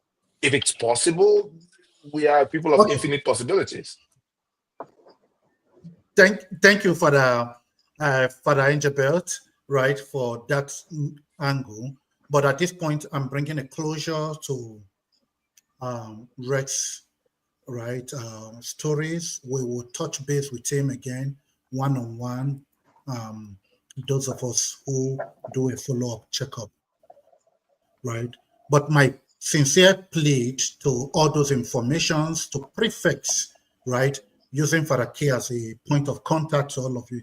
If you know you've been responsible for anybody leaving the seminary, whether knowingly or unknowingly, consciously or unconsciously, intentionally or unintentionally, right? I know Father K did not do that. He's my very good brother and friend, I know that. But I'm just calling him out as a prefect. Please, call them one-on-one. Help them in this process of healing. If you can have a conversation with them, right? I'm not necessarily saying go and kneel down to apologize to them, but initiate, especially if you are a priest. I don't want to mention name. My big brother from my own diocese that we had issues with. We had a wonderful conversation in 2014, and it was the beginning of my own healing journey. So please, it's a passionate appeal, right? Finally, Rex, if you can hear us or if you cannot hear us, I'll recommend a song for you, Ojo Chenemi, since you're an Igala. I mean, God is my person. Go back to God, your person who will journey with you on this narrow and unpredictable journey. He will lead you to wherever he wants you to go. God bless you. Thank you for the honor of the privilege of your story and for coming to inspire us. I will shift over the microphone. I have a word to say to Rex. Please. I have a word to say to Rex before he goes. Go ahead. Sorry, excuse me. Sister. Yes, thank you. I've been patient. I want to appreciate Rex. I want to appreciate him very, very much for coming on this platform to share his story. And he told us the reason why he came. It's not just for himself, according to him, because I listened right from the very beginning. His intention is more to help seminarians who are living, ex-seminarians, not just particularly for himself. Yes, he acknowledged that he was hurt, the experience he went through in his final year. It can be very, very painful for anybody. But his intention, from what I could get from him, is not to come and blame the diocese or whatever. And of course, he knows that is not the purpose of this group. It is just to listen to his story, to show that we understand, and of course, to encourage him to go on. So that help that he needs for other seminarians who experience this type of thing, it's what I think also, as we are listening, we're on this program, those who are listening to us, whatever help they can give them. Because he said, when they leave the seminary, even though I don't agree with him, as some of you said that seminary is a soft ground, it's like when they leave, it's not all that easy to adapt to the society. He was lucky. He mentioned some people that helped him, and I think that's very good. And then also, I would have loved to ask him a question. He doesn't need to answer it yet because time is over and we have to listen to others. That he still wanted, or he still wants to be a priest. He applied to a diocese outside the country and even told if Abuja could ordain him because he has something to give. And I would have loved him, but I said there's no more time, to tell us what those things that he actually enjoyed while he was in the seminary. to the extent that he still has that longing to want to be a priest. Maybe by now he has changed his mind, maybe, but it tells me that he actually also had some good experiences apart from that ugly one that he had towards the end of his formation in the 70s. It can be very, very painful for anybody. So anyway, Rex, thank you very much for sharing your story. You told us too some of the mistakes that you made in the whole process, and we can all see, here and there, all that happened. We're not blind, we're not deaf, we can see, and the greatest joy is that you are doing well in life. It's right for me to refer to you as my learned friend. So well done. God bless you, Rex. Thank you. All right, thank you very much, sister. And Rex, I'm sure you hear all of this. So I'm shifting the microphone to our next guest. With me on this today is Sister Juliana, who just spoke, and Father Enjebel. So I'll be taking the back seat after now. So Sister Juliana, right, get ready, to take up the microphone, and I'm sure Father Enjebel in the Grand Kakaraka ready to help out, right? I bring on stage for us our sister to introduce herself first and foremost, and then you guys, you can take the lead from there.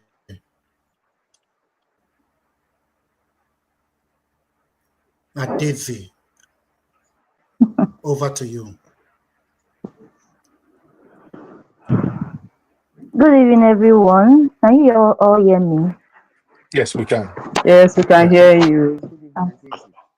Okay. Good evening, everybody. Good evening, fathers. Good evening, Sister JKO. Good evening, gentlemen, and I can see a lady there. My name is Moma Adezi Maria Goretti. Sorry, the network has been off and on from my side, but I will try to see what I can do for this short period to make my story brief. Before I start, I want to start with appreciation. Thank you for this wonderful platform, opportunity given to we, the ex-seminarians and those that walk through the process of religious life but couldn't make it. I love what everybody is doing in this platform. It's like giving a voice to the voiceless. And it's also a system whereby people heal when they speak. I love it because this platform at first was introduced to me by an ex-sister like me, Sister J, Sister Juliet. She was the one who told me about it. I said, I beg, when she told me, I said, I beg, let me, what is there? I don't, he said, no. Yes, I know you might have healed from whatever happened, but your story can inspire somebody. You can come there and encourage everybody, encourage people. Just try and see, just speak. So I've been involved in 1 or 2 live shows on Sundays, and I've seen the courage of many of the speakers, those that came out to speak, to tell their stories. And I told myself, what was there? I know that, I said, I don't think everybody, I don't think we all heal at the same, the healing comes immediately. I think the healing take a gradual process. And I also told her that I might have healed because of the kind of person I am, but the scar is still there, just like a wound. When it goes, the scar is still there. And whenever I look at the scar, I still remember. That doesn't mean I have not forgiven. I have forgiven, I have let go, but I still remember. So whenever I remember, now when I remember, I will just smile. There was a time when I remember I will become hungry, but now when I remember, I will just smile and I will tell myself, I think it's a lesson God wanted me to learn, and I've learned the lesson and I've moved on with my life. So my journey to the religious life started immediately after my youth service in 2014. After graduation, I went for service. Coming back, I'm this kind of person, whenever I want to enter a phase of life, I seek the face of God. I don't just do it. So I found out that there's another phase of life I need to go direction to go into. Then I have to look for a job. Suitors were there. I just kind of want God to direct me. I don't want to do it on my own. Religious life was the last thing on my mind. I never have that ambition of becoming a sister. No, no, no, no, no. In short, I run away from sisters and priests growing up because I see them as these angels that I am not fit to go near to. I don't go near to them. So this journey started when I decided to take this bold step to seek the face of God. So normally I booked a novena mass every morning. After going to morning mass, I take my time, sit down to talk to God. So during all those process, I normally hear a voice saying, "You have a mission. You have a mission." Me, I was like, "Which kind of mission be this one? I'm praying for something else. You're telling me a mission. What kind of mission?" So on two occasions when this happened, I have to go and meet my parish priest. I said, Father, oh, this is what is happening. Oh. Please, can you direct me? I don't understand what is happening. He said, okay, when you pray and I hear that voice, why don't you tell that voice to explain to you what the mission is all about? I said, fine. Again, the voice came. I said, God, I don't understand what the mission is. Explain. So it got to a point, Father was like, okay, fine. There are many missions in this life. You can be called, you can go for a mission to vocation, being a reverend sister, that is vocation, married life. He was giving me different example. I said, Father, please leave that vocation to the religious level. What the sister, that's even part, it's not even part of it. What I'm praying for now is a good job because I'm this very ambitious person. I'm a very ambitious person. I have my visions and everything, what I really want to do in life. So, and there were suitors asking for my hand in marriage. I saw that as, for me, I saw marriage at that particular time or commitment to marriage at that particular time as a setback for whatever ambition I want to have in life. So, but I was like, no, you have to take life easy now. Okay, let's start it like this. I will send you to some sisters' convent. Maybe during the weekend, you can spend time with them. And do that for a month. Then after that, you come and tell me your experience. If that is kind of life you want to live. So then we were staying in Apapa. So he sent me to Apapa, the convent in Apapa. That I should go there. He had some sisters. They called the superior. So sometimes I go there to spend with them. So my idea about sisters changed when I started going. I mean, the hospitality they gave me the first day I went there, wow. I said, wow, this life is worth living. No, it's not even what I think about it, that it's all about. So, and I saw that not even, I thought sisters are those that just stay in a place, they don't do anything, they just pray, you know. So I saw that, no, these people have a life too, they are living. Some of them have their apostolate going to school, some big, you know, they have different kind of apostolate they do. You can be a sister and still maintain whatever career you want to do. So I said, wow, but this is good. So I stayed for a moment. I went back to Father. I said, I love the life I see. I fell in love with the life, and I think it's something I can do. That was when my ambition of seeking for a job and everything just, it was not there anymore. What I was concentrating now is being a reverend sister. This was a vocation I denied. I don't want to wear white for waiting now. If my friends should see me, what would they think about me? No, I'm a work-get girl when I was in university. So how can I become a reverend sister? But going to the convent changed that perception. So I decided to, because I like exploring. So I decided to explore that life. So with the help of my parish priest, they were able to, that was when Eucharistic Heart of Jesus sister, that was when they sent postulant to communities to stay for a year. Then they don't have a postulant house then. So I was sent to Urupe in Delta State to do my 1 year postulancy there. As I said, I never have any single thing. I didn't know any single thing about being a religious or even a postulant or even a novice. Because when I see the sisters, I thought everybody is one. I never knew they have different congregations that have different apostolates. It was my journey to the religious life that was an eye opener, made me see everything. That sisters, they have different apostolates and they have different congregation.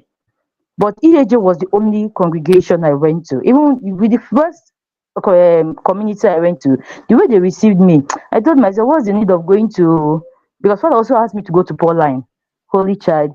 Holy Child was the school where I finished, but the sisters that were there and everything, I was not really triggered with their life or whatever.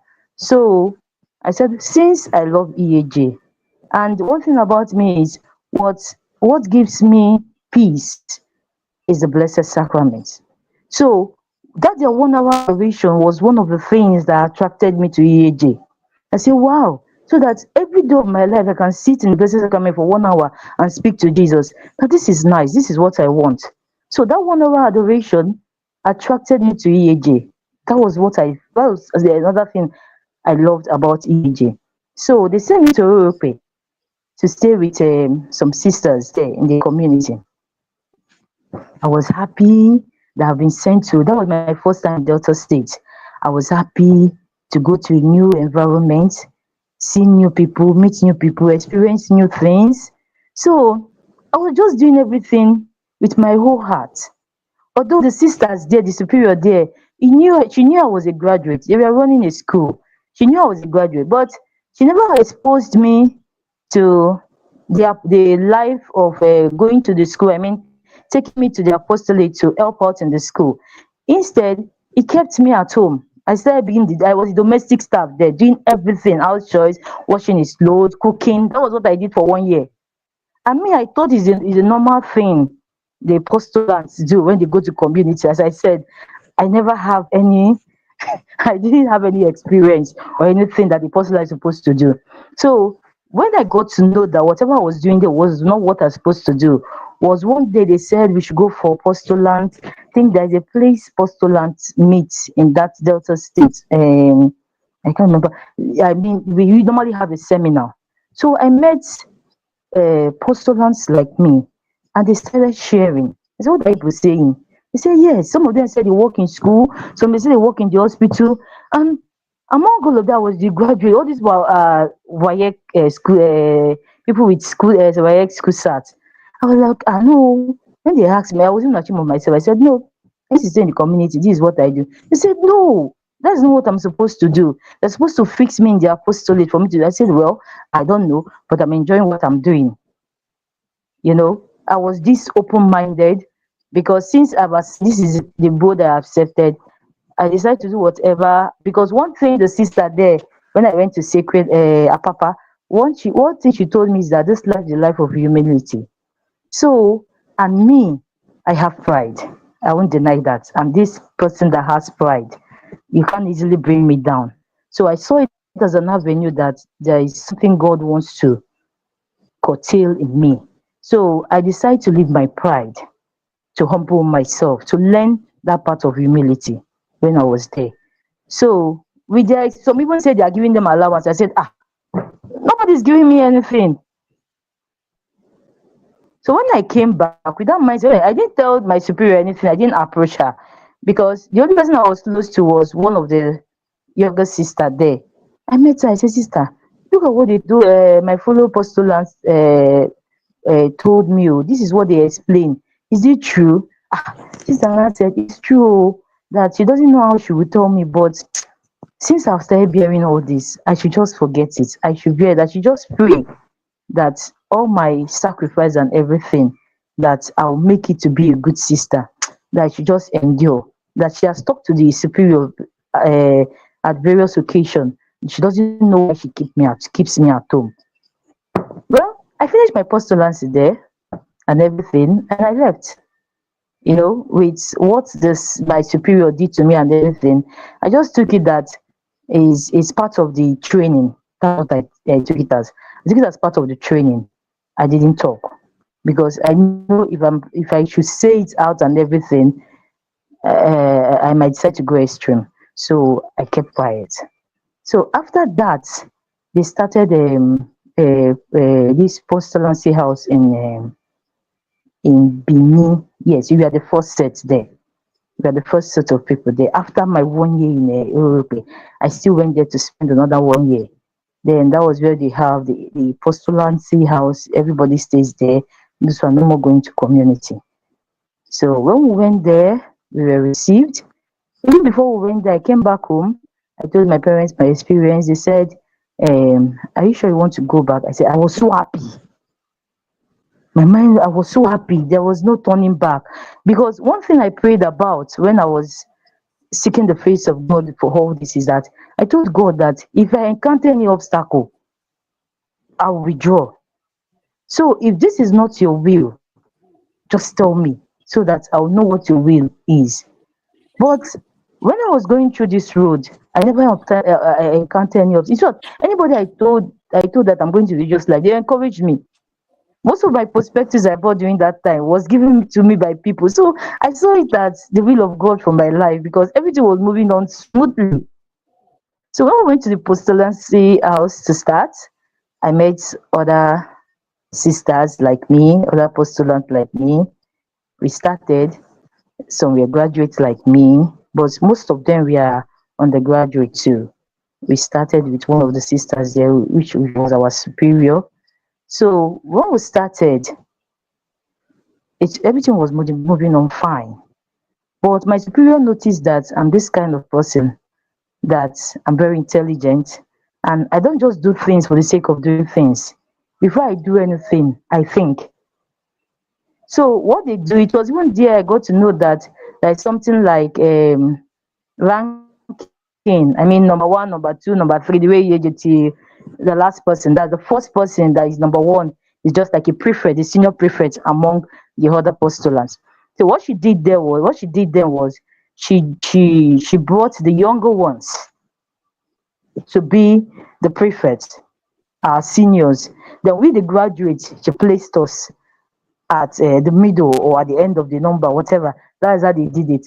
So my mind was not even there. But what really got me thinking was, sister used these people, the younger ones, against we that are the graduates. In the sense that she will know that we, the graduate, we are capable of doing whatever she wants us to do or whatever task that should be carried out. She will not assign that to us. She will give it to the younger ones, and when they make mistakes, she will blame us. When she blames us, we're like, but this is what she we were there. You never gave us that tax. You gave it to them. So that was when I learned that as a sister, you have to live a life of a community. You don't have to. You have to deny your own life and live the life of the community, which means whatever the community is doing, you have to be involved, fully involved. You can't say this is what I want to do, or I won't do this because this person is doing it. No, because whatever comes out of it, everybody will be blamed, especially the senior ones. Even if you are number 10, it's even you that your blame will be higher. So throughout that postulancy year, thank God everything went well. We finished. My greatest challenge in religious life, my journey was doing my aspirancy. Sorry, I'm saying postulant. Aspirancy, yes. It was aspirancy, sorry. Then my greatest challenge was doing my postulancy in Ibonwo. My superior was a bully. And I mean a bully, a big bully. She bullied me throughout my postulancy year. Although she was one of the people that came for evaluation when we were in the aspirancy house. She came, and then I think that was the first time of me meeting her. When she came, and then she was kind of jovial. But although I've heard a story, but I'm not this kind of person that concludes on a person with a story. I try encountering you first to know who you are. So I was like, wow, this person is going to be our personal mistress. No problem.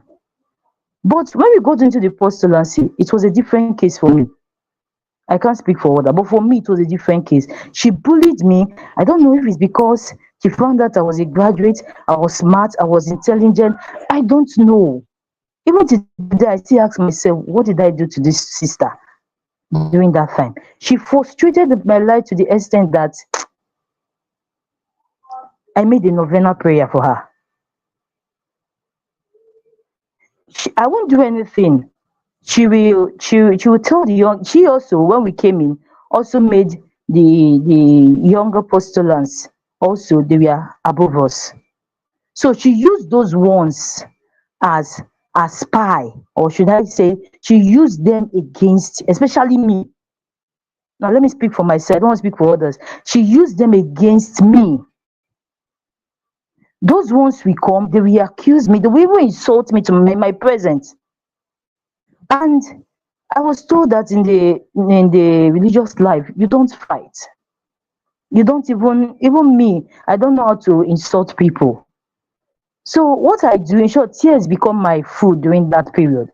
Everybody in Ibowo during that period, Prophet sisters, when they see me, I'm this happy and smiling person. But during that period, you can never see me smile. I'm always squeezing my face. Even the novices that were my friend will tell me, just bear it, smile, leave it. I say, I don't know how to pretend though. That's one thing about me. If I'm angry, everybody in the room will know I'm angry by my action. I don't know how to pretend. So why should I smile when I'm angry? And that is one characteristic I saw in sisters. Sorry to say it. Sisters are pretenders. Sorry to say it, but that's it. Some of them, they are pretenders. I found out that a sister might be angry with a fellow sister, or maybe might be upset. And you find out when they are in public places, they'll be doing as if everything is well. Meanwhile, within them, nothing, in short, within them, there is war. And I can't live that life. I found out that's no kind of life I want to live. And every day when I pray in the front of the Blessed Sacrament, what I tell God in Jesus' name, I said, please, if this life is going to make me a worse person, please take me out of this place. If at the long run, if I become a religious, this life is going to make me a sadist, please. Just I don't know what will happen, but just take me out of this place. So everybody, even during prayers, I spent time in the chapel crying, telling God that please help me. But in the moment of all those trials, it never come to my mind to pick back and leave. Because I'm this kind of person, taking up decision is not always an easy one for me. Whenever I want to make a decision, it takes time. But when I make that decision, I don't, even my family knows, I don't turn my back on it. If I don't do that, no, but in short, I won't rest. So it has never gotten to my mind to pick up my bag to go. If not, I would have left during the postulancy. I endured it.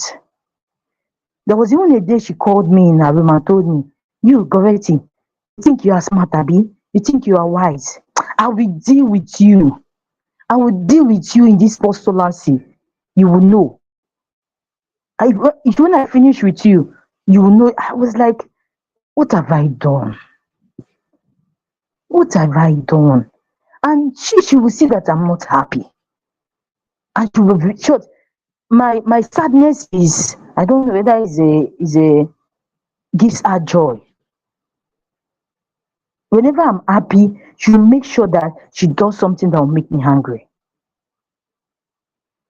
So it got to a point. I was speaking with one of the novices one day, and I said, this is becoming too much. I have to report this sister out. And what I was told is, I shouldn't try it too, that I'm not the first person, neither will I be the last person. Even a sister confide in me that she wearing, a prophet sister, she wearing glasses today is because of that, my personal superior, because of that particular sister. That I'm not the first person, that I'm not the second person. I should just bear it and put it in prayers. I say, what? So you mean I'm not the first person that is doing this to? She said, yes, I should just bear it. I said, no, my own case will be different. That was when one of the sisters gave me this novena to perpetual help, mother of perpetual help. I never knew of the prayer. It was this situation that made me know of the prayer. She told me, say this novena and leave everything to our Blessed Mother. Cry to her, tell her your pains, channel your pains and everything to her. So I started that novena. I made sure before I do that novena, I went for confession. I prepared myself. I said that novena. It was during the period of that novena that I started hearing rumor that she has been removed. Me, I did not. I continued my novena. I told God, whatever is your will, if it's your will that I'm going to stay here, please do something. I can't be here just because I want to serve you and be experiencing all this pain. This cross is too much for me now. You promise that whatever cross you are giving us, there is the grace is of your grace sufficient for us. But this one is too much for me. So before the end of that novena, they moved her out. She was posted to another place, and I was so happy. That was where my healing, in short, it's not even healing. I think that was where I started a fresh of breath air came to me, because the new postulant mistress they brought to us was an elderly woman. She was in that community before they brought her to the postulancy. She was in the novitiate, and during that time, both the novices and the postulants, we prayed together in the chapel, and other prophet sisters also joined us. So they have been watching, they've been seeing what is happening. Even sometimes when I will come out to read, others will come and read and make mistake. Oh, my mistress will not give them correction. She won't say anything. But when Goreti comes out to read in the chapel, and maybe I make this mistake not intentionally, she will from where she is and call my name and say, no, it's like this. I will just say, yes, sister, I will smile and continue. She look for every opportunity to humiliate me. But I think my not giving it to whatever she's doing fuel her passion to bully me more, because she thought with everything that she's doing, I'll one day pick my bag and go, or maybe come and kneel down and beg her sister, please, it's okay. But she found out that one day she told me, everybody is having inferiority complex, but you have superiority complex. I will break you. Hey God. Anyway, thank God she left before me in the postulancy. So when the elderly sister came in, that one took me in. I mean, she took me in as a daughter. She saw that this person she was seeing is not the real Goreti. There is more to this person. She didn't tell me anything, no. She didn't say anything, but her actions towards me, because when she came in, wherever she's going, she will call Goreti.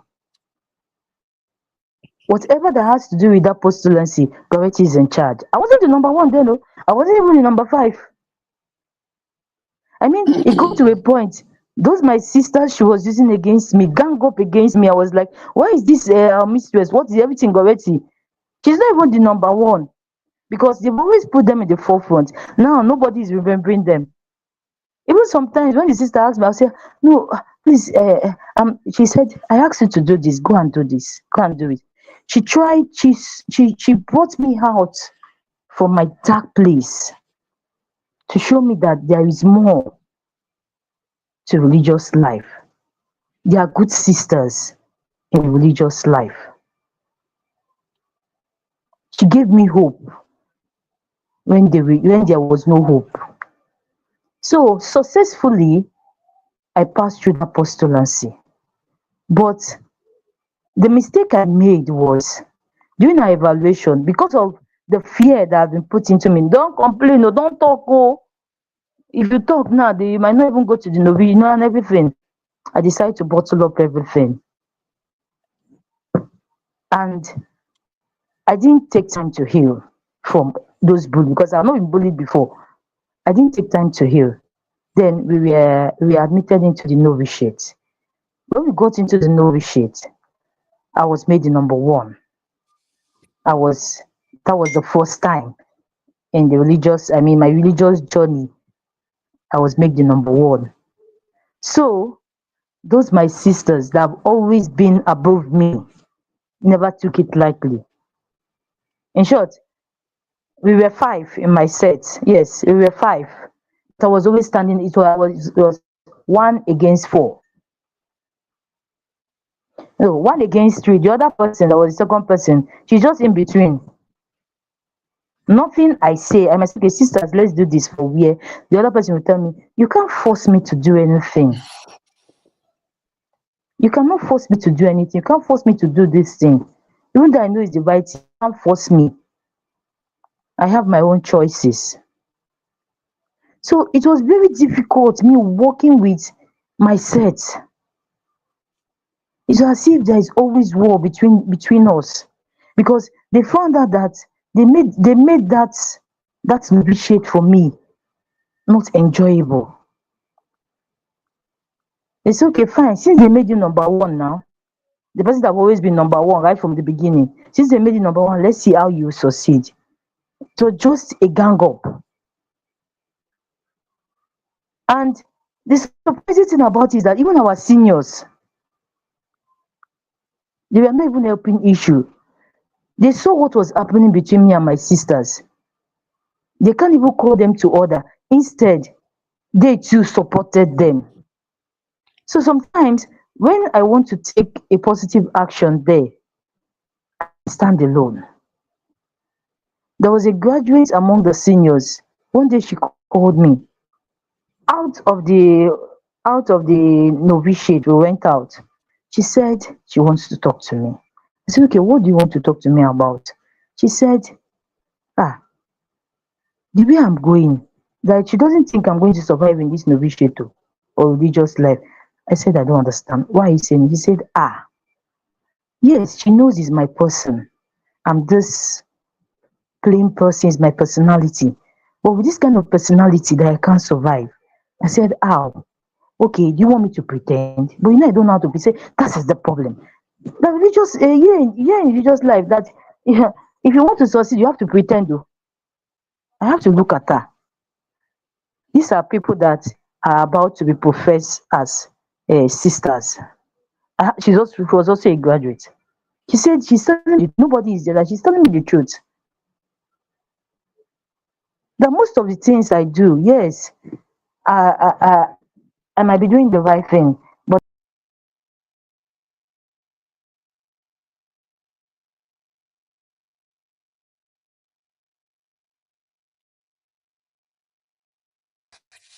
I think we just lost her. Is she frozen? She's not here anymore. I'll call her right now to Yeah. rejoin. Sister JKO, just so as we try to reconnect her, just something I wanted to ask. Within the religious, so the convents and so the religious houses for female, is she coming back on? striving to be perfect, and you are telling me So, Let's go on with sister, your striving to be question. perfect, and you Okay, she said. we lost you at some point when you were saying that sister told you that you have to pretend. So, if you could continue from there. okay. So she said that the way I'm going, that I won't be able to survive it. I said, how? She said, because if you want to make it here, you have to pretend. You have to pretend as if you are, whatever they are giving you, you have to take it. You have to play along. I said, please, I didn't do that since my growing up till this age. How can you think I can start doing that at this age? It is not possible now. Yes, I know we are not perfect. I know when I was coming to this religious life, my parish priest told me that I am not going there to meet saints. Instead, I'm not going there to meet devils in white. If I'm here striving to be perfect, and I know all of us here, we are running the same race, how can you tell me to conform to pretension? It's not possible now. That means I'm living a two-faced life. Is that what I want to portray out there? She said, she just called me because she likes me and she wants to advise me. But if I chose to live the way I'm living, no wahala. but she must wear this white too, that she has come here and she's not going back. I say, well, me, I still have choice. So yes, it's not a do or die affair. I still have choice. If it's the will of God that I'm going to be a sister tomorrow, I'm going to be a good sister, a better one at that, and not a pretentious one. So we left. She left me. So what really took me out of religion, that EJ, was because of this problem I was having with my sisters. Sometimes even when we go for our internorvitiate class in Ibadan, coming back, we will quarrel in the vehicle, we will talk. In short, nothing I say makes sense to them. Nothing I say makes sense to them. Even I also brought this to the notice of my novice mistress. I told her. It got to a situation I told her, please, ma, please, sister, can you please give them, make me the last number. Let them become the number one. For my peace of mind. I told her. She said, no, I have chosen you as I have chosen you. And you have to be a leader. She saw it. She saw what was happening. She saw that I was in a tight corner. Sometimes she will encourage me. So what really happened was she traveled this certain period and she left the novitiate to us. I think it was more than a week or something like that. On this Tuesday, we came back from our novitiate class. During recreation, our seniors were in the living room recreating. So I called my sisters into the library. I wanted us to discuss something. I can't remember what we wanted to discuss. I wanted us to discuss something. There was this misunderstanding between us when we came back. So I wanted us to sort out that issue. So when I called that meeting, I started talking. I told them why I called the meeting. That this is what we are supposed to do. This, that. So one of them again, she stood up. None of them were even agreeing with what I was saying. So I think with that, we got into an argument. And we started arguing. The argument got heated. That even one of us have to walk away. She went to the living room to stay with the seniors. Even the seniors did not even know we were there. So, and where we were staying in the library, underneath it, the prophet sister is a room where the prophet sisters are staying. So me and this particular sister, we started insulting ourselves. There was this confrontation between the two of us. So the confrontation led to her raising her hand to hit me. So I grabbed that hand. When I grabbed that hand, she took her slippers to hit me. So two of us were kind of, I won't say it we fought. It was a misunderstanding, which led to raising of fists. Novice mistress was not around. She wasn't around. But when we know, before we know what was happening, the prophet sisters downstairs came upstairs to the library because they had sound. Whatever we were doing, we made them that sound in the library, moving of the tables and chairs. They came up and was like, what is happening here? So when they came and they saw that it was me and my sisters, they were disappointed. They said, what? Are you fighting? I said, no, we are not fighting. We are having a. They said, but you look like we are fighting. I said, no, we are not fighting. It was a misunderstanding. So that was when our seniors came out from the living room. They didn't even know what was happening. If we were fighting, they would have had it. So when they came in, even the professor, they called us downstairs. The superior then and the superior of the prophet sisters community called us. She was like, wow, that she's disappointed though. Why would I fight? Sister, we were not fighting. This is what happened. She said, hey, I should have walked away. Sister, I've been walking away. But this time I think I need to make my voice to be heard. It's okay, look at what happened now. Although that night I cried, I felt disappointed in myself. I cried bitterly. The next day, we went for morning mass. Everybody was going to receive, I didn't go. this same this same novice that was a graduate that came to meet me and said that he returned, came back like, why didn't I go and receive? Everybody was going. Why didn't I say with what happened last night? I should go and receive. No, I can't do that unless I go to the confessional. I'm pained. In short, I'm wounded. You are telling me to go and receive. Receive what? So that morning I went to meet the parish priest. I went for confession and I told the priest what happened. He sympathized with me. And I told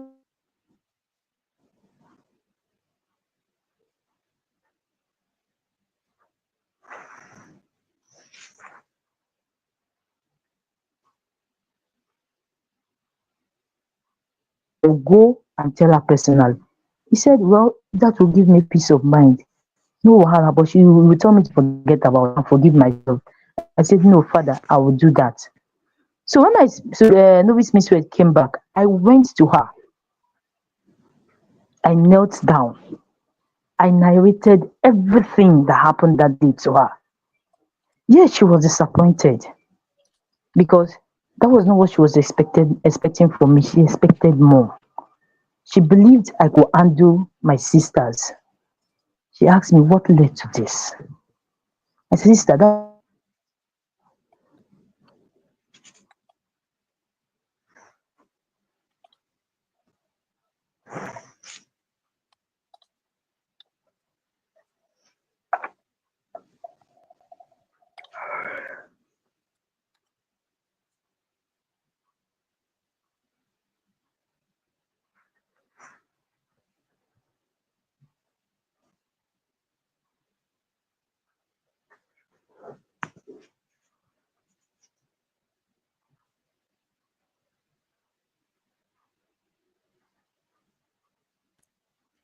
I guess we're waiting for her connection, right?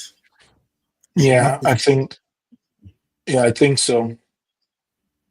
Okay.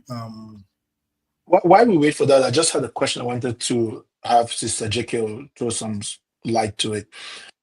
Sister, sorry for putting you on the spot. You were smiling off from the beginning, and we're noting that good smile of yours. It's just to ask, within the convent and the religious houses, is there a particular scheme to say people with this kind of skill sets would assign them to this ministry accordingly? Is that like a policy, or is that the disposal? Is that the disposition of the superior to make those considerations? I don't think there's a specific policy anywhere, but when the candidates come in, sometimes like what it depends, just as maybe at the disposition of the superior. There are some tests, some random tests they just carry out to check who has capability for doing this and for doing that, and based on that they could assign them. And also before they come in, they fill lots of forms, their talents, their interest, and all those things. So all those things are checked by the time you are giving them particular assignments that they are to do. Yeah, and they are asked too. Sometimes they are asked. Just something that she raised, which I've seen a couple of comments in that direction, that I think is something which I've always wondered, and anybody on could really just speak to it. I find it a jarring thing. I've never had that experience all through my formation years in the different parts of the world I've been formed in, where somebody will just directly threaten you and say, I will deal with you. That power and the formator and the formandi, a formator making like an absolute threat and a promise to a young formandi. I never had that experience. I've never had it. I've had people, treat me in a way that is wrong, and I've confronted them. I've gone openly and say, you're treating me this way. I don't know what's going on. Can we talk about it? But that open threat, like a warning, I will deal with you, and I finish dealing with you, like you're sharing. Is that something that is? I'd never had the experience. Well, Father, wait.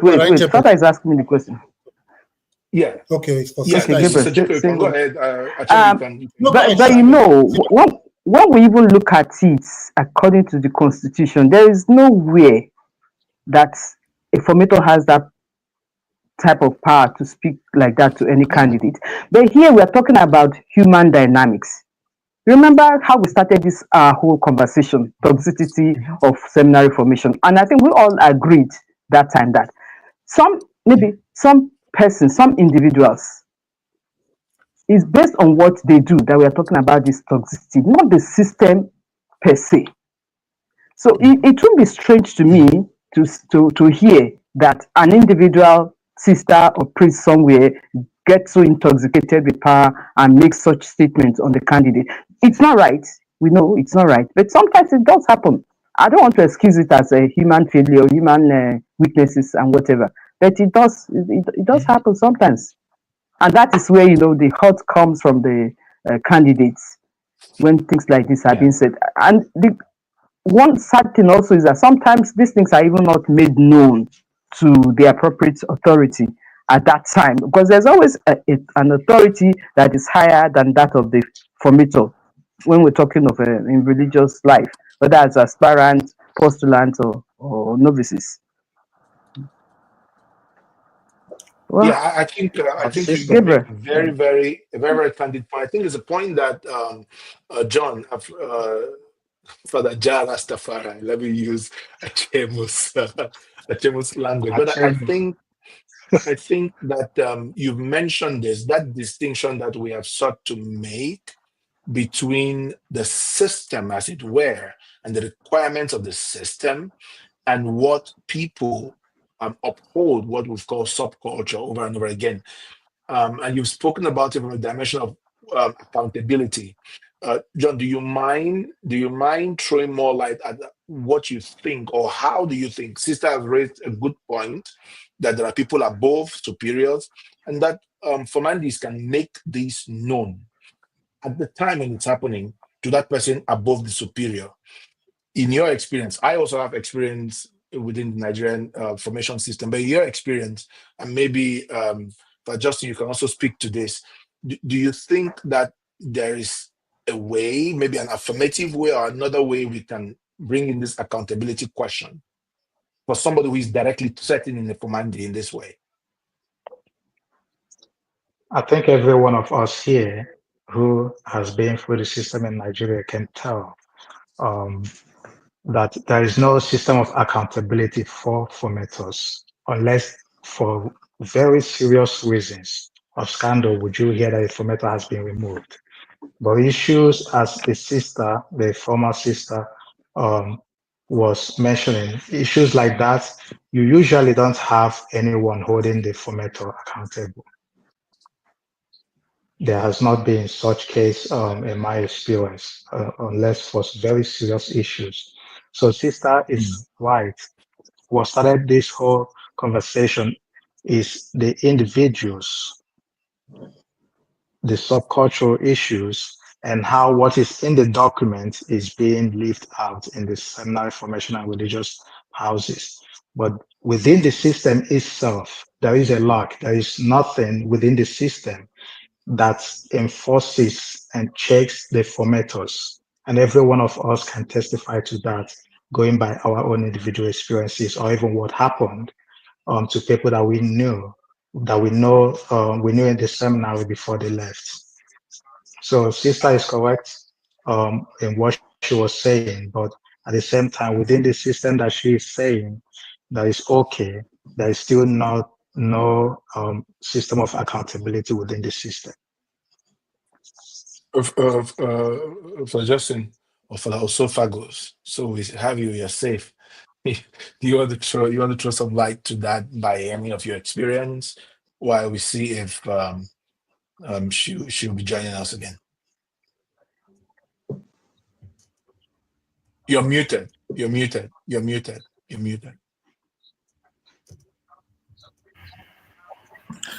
All right. This is a common thing in most seminaries. I wouldn't say all. Perhaps I'll leave the rest for the ones that are probably doing it. It's very common in houses of formation and seminaries in Nigeria. If I would try to compare and contrast my experience here and also what I experienced over there in Nigeria, we see that we just keep formators there, just as Father John had stated. We just keep them there, and perhaps if we only remember to change them after something horrible had happened, or okay, he has overstayed, so let us just change them. This accountability stuff is not just checked. Okay, you are expelling the seminarian, or you are asking them to go on probation, all of that. So this is the reason, part of the reason why we are also here, taking on this program, listening to people, and also why people would come online and say something like this. While we were discussing this, someone just stated right here on the screen that it's a normal thing, and he was not only threatened, he was abused and deformed, and that alone struck my mind. So this is something that we can actually look into this sincerely. And if you're an informator in Nigeria watching us right now, this is something in the spirit of Christianity we should really place at the forefront of our discussions. Sadly, I can't vouch for any house of formation or seminary that would say that yes, they have this accountability structure. It's very sad, very, very sad compared to what we have seen outside. Yeah, thank you for that. I think again, things like this is particularly the reason why we started this work. Achim, you wanted to say something before I make a comment on that? Okay. Like every other person has said, it's a normal thing in our society, in our formation houses, right? But you call it a subculture, right? But coming from for me, I think I see it as a colonial system that our society has inherited. Our formation is a place where you'll be threatened. I remember the word was used for me before the congregation after 11:30 Mass. He said, I will make sure you are not ordained in this diocese. You will never be a priest. A priest said that to me. But again, looking back today, am I holding him accountable? It is the culture, the subculture you often talk about, Father Angel. Our system is a system that has been inherited from a colony. Look at our police. It's the same thing. Try our police on the road. They'll tell you, I'll shoot you, I'll kill you. Nothing will happen. That is the culture. You meet people and they tell you, do you know who I am? So everywhere, everybody wants to dominate, right? But this is not an excuse for those who are formators, because we understand that some of us are well-read, or some of the formators are well-read, some are even well-traveled, some have been to these parts of the world or other parts of the world where you have seen better way and a decent way. Some were even formed in a more decent place. So the scripture says, to whom much is given, much is expected, right? We expected something better. And I hope there will be a change in metanoia in our formation houses. This subculture, this inherited colonial mentality that we've all inherited as Africans, as Nigerians, right? So that we correct people in love, but not threaten them, right? People have been told, I will make sure you are not ordained in this diocese or in this congregation. If I become a priest with you, you will never get my vote. Such utterances. Have we thought of the impact of them in people's psyche? And then you see even these people who have gone through this culture, subculture, now become a priest. What do you expect? Of course, they do the same thing. So it begins a circle of a mental abuse, dehumanization of the human person in our society. I pray the Holy Spirit guide us and direct us so that we begin to show love in our formations and then learn not to use ugly phrases, but show people love and concern. If not for anything, at least for the sake of the Father, they're human beings who freely, out of their own volitions, have given themselves to be formed and they should be formed in Christian charity. Thank you.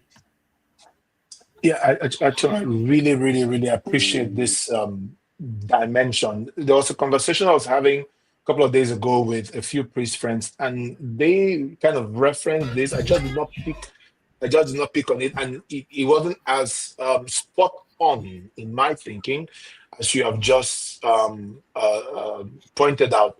But that whole notion, that whole idea where people want to beat down on that person, that play of power and authority. And so for me, when you share this, I begin to look at it as an opportunity for our formation houses and our formation systems to evangelize our culture's use of power. You know, and when I say to evangelize our culture's use of power, I imagine, and I'm an eternal optimist, I hold myself a check on that. I always believe it's possible. I think that if people were to go to churches and see church leaders, for example, use power in such a way that it becomes service, then it will be something very fruitful to the general psyche of our people, you know. And I think that's maybe something we might want to consider as we begin to push this narrative of let there be a change in our system's use of power. And I can really think, as I say this, to see what could be, what do you think? Because it's one thing to identify the problem, and I'm throwing this open. I see lots of comments on that. I probably might pick up one or two of them before we round up. I throw this open, Sister Jacob, if you have something to say. You had mentioned earlier on the fact that when such things happen, when a formator threatens another formandi in this way, or in this kind of harsh use of power or abusive use of power, there could be an immediate report. Is there a suggestion you might want, or is there an appeal you might want to make, given this opportunity to formators that we have in our formation systems? A suggestion, an appeal, Well, a word of invitation, you know. Oh, of course, I have some words for the formators. First is that we have to remember that God is the ultimate formator. It is God that is doing the formation. The formators are just instruments in the hands of God. So with that guiding principle, it will help them to soft pedal, and use of words like, do you know that I'm going to write your report? Any form of threatening should be out of it completely. And I know that formation is not easy. I've been through it. Sometimes you have some candidates that give you stress. Yes, that's a fact. But one also needs a lot of patience. One needs really to be attentive and to be vigilant. Bring all these things, the mistakes to them without threatening them. Yes, let them know that what they have done is wrong or is right, but don't threaten them. And also remember that you really can't change anybody. It's only God that can do it, because it's God that gave the vocation. He called these candidates, and He's the one that will really form them. While I encourage them to do the work, because we also know too that formation work is not what many priests, many sisters want to do. We all run away from it, but somebody has to form somebody. Somebody has to form somebody. So for those who are in the formation work, we say, well done, but then please exercise more patience. Yeah, thank you once again, Prince. Are you saying please. something for Justin? Yeah, please. I would just like to add to what Sister said. Formation, yes, there are some priests or some religious that do not like to be in the formation house. Right here in Brazil, yes, I accompany those information, and at the same time, I'm able to spend some time rather on my chaplaincy activities. I think people should not be forced, priests and religious should not be forced into formation. When somebody is asked to go to the formation house to form young seminarians or young religious, they should accept it wholeheartedly. If there is a maybe some form of reservation, I think they shouldn't be, asked or forced. Let me use that word forced, like just go.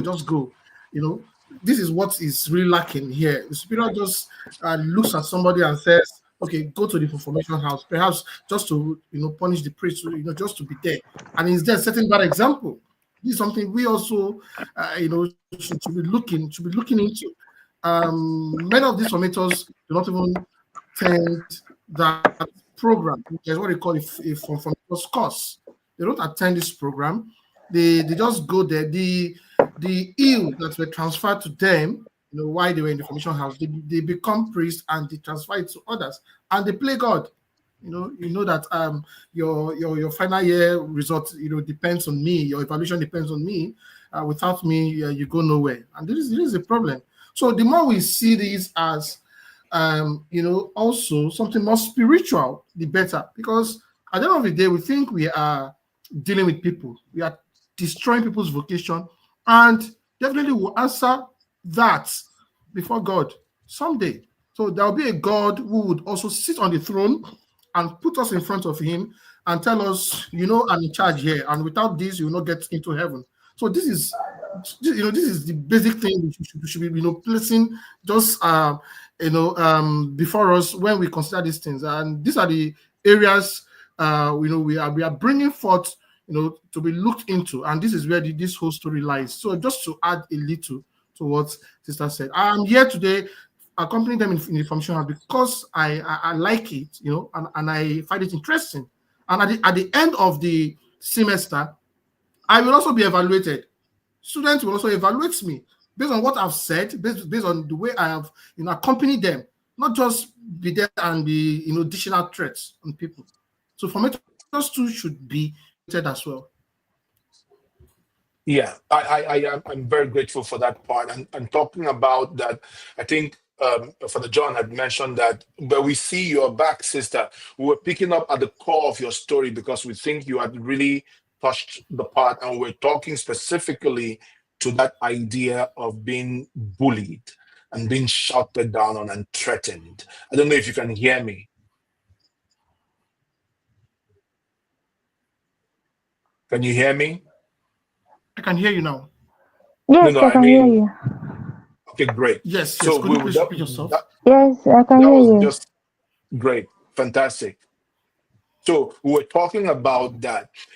Just a question for you, because we are looking to round up. Unfortunately, your connection has really hampered or hindered our free flow of conversation. But just to ask you a question, at these times in your formation where you were being bullied and being threatened, did you have any other source, any other higher superior above your mistress at the time that you could report to? Was this something available to you?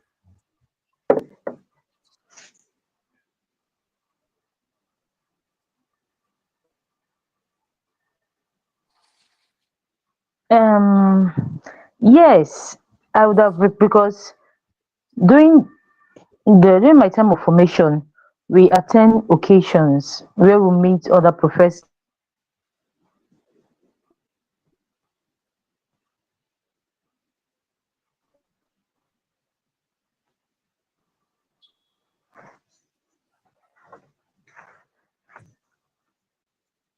I think we're losing her once again. She's really cracking up and hanging.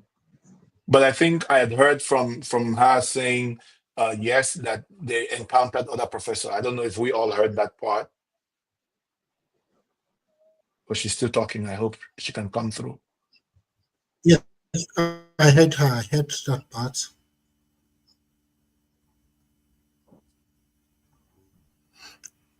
But I think her network, she's struggling with it. Yeah. she's struggling with it. Let me try to see if I can reach her on WhatsApp. I think she's back. Just hold on. Let's see if we can hear. Sister Goretti, can you speak?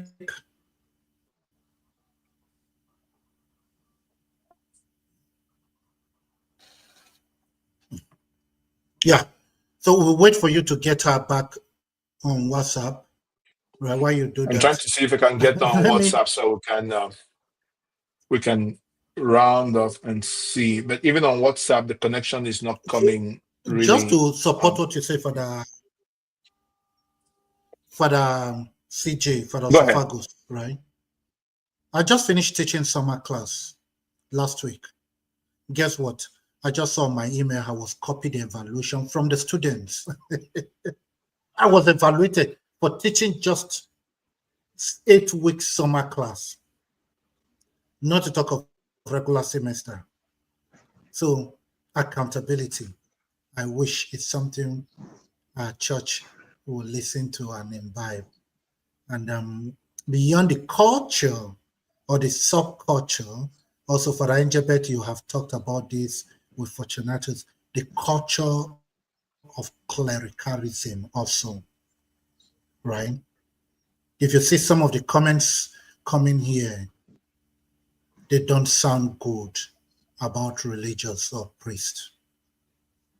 Somebody said some of them are, I don't want to use those words. So, for Angelbert, you're mute in case you got her on phone. Yes, I think I got her on here. I would just want to see if she can speak, and let's see if we can get her. Because she said there's a call button on to round off on. Am I correct? Yes. Okay, so go ahead. Okay. Yeah. Two systems are clashing, so I think you're echoing. On my echo, she can speak directly to my Okoin. For the Angelbert, if you can hear us, it's really. That was his real voice. That was his real voice.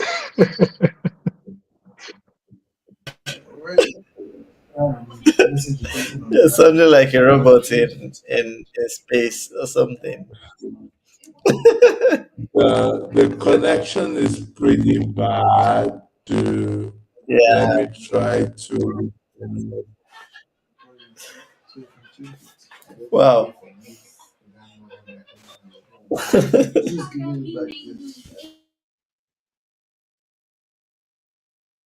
All of you are not good people of God. For Angelbert. All of you are not good people of God. Here am I, I'm struggling to bring back the connection, and you all are really just laughing at me.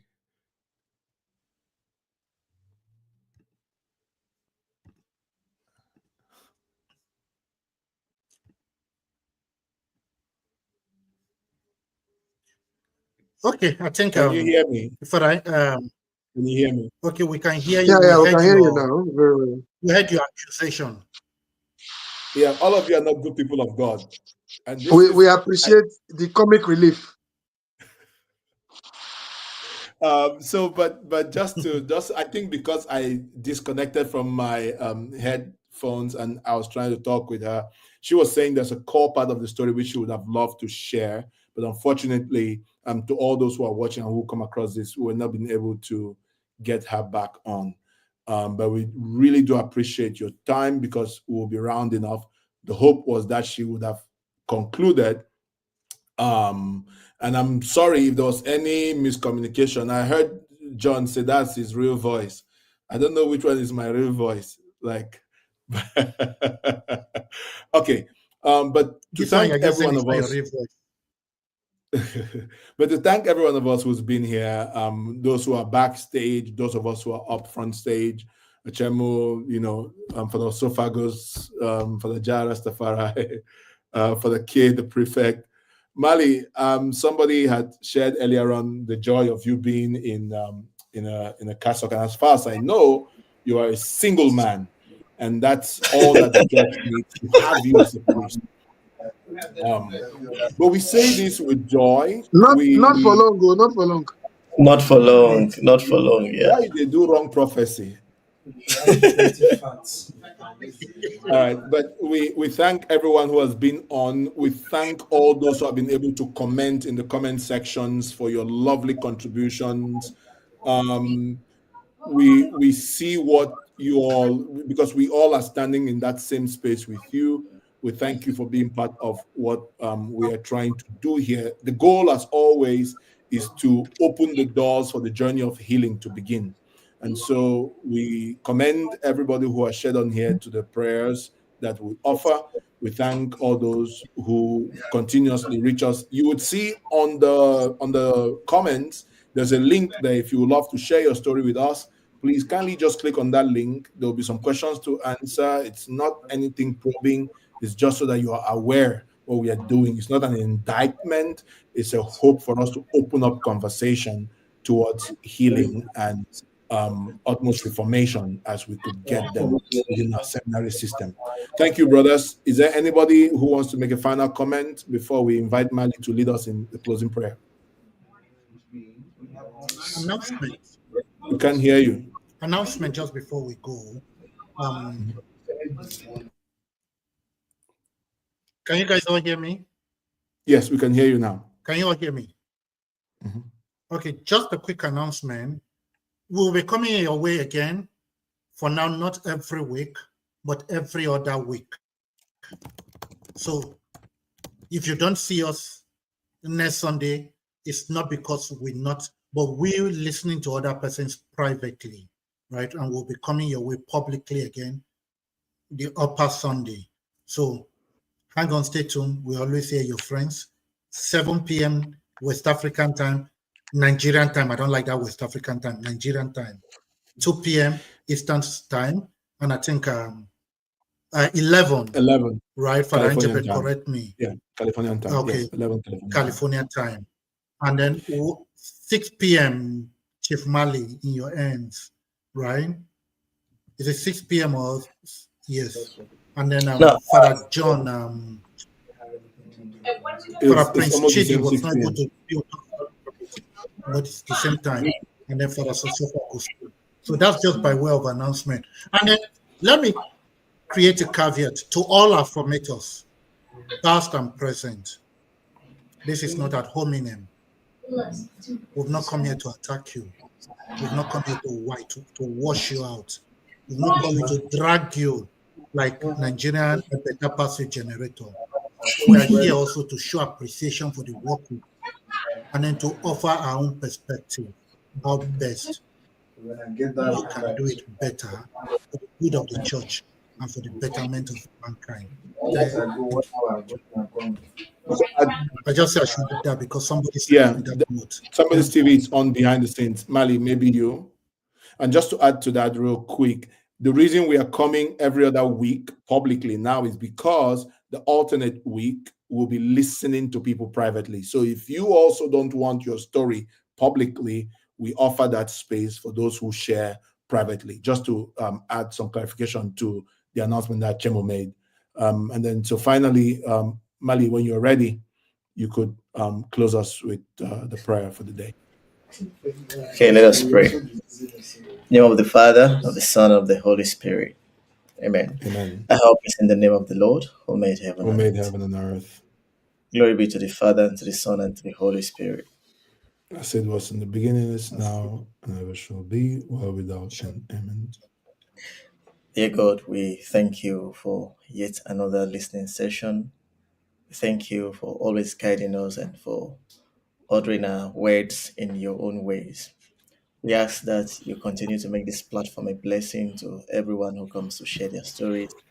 And we ask that you send your Holy Spirit to dwell with them and help them to heal and move forward in their lives. We also ask that you inspire formators in seminaries and formators in convents, that they may understand that their call is to lead people to Christ and not to harm them by their own shortcoming.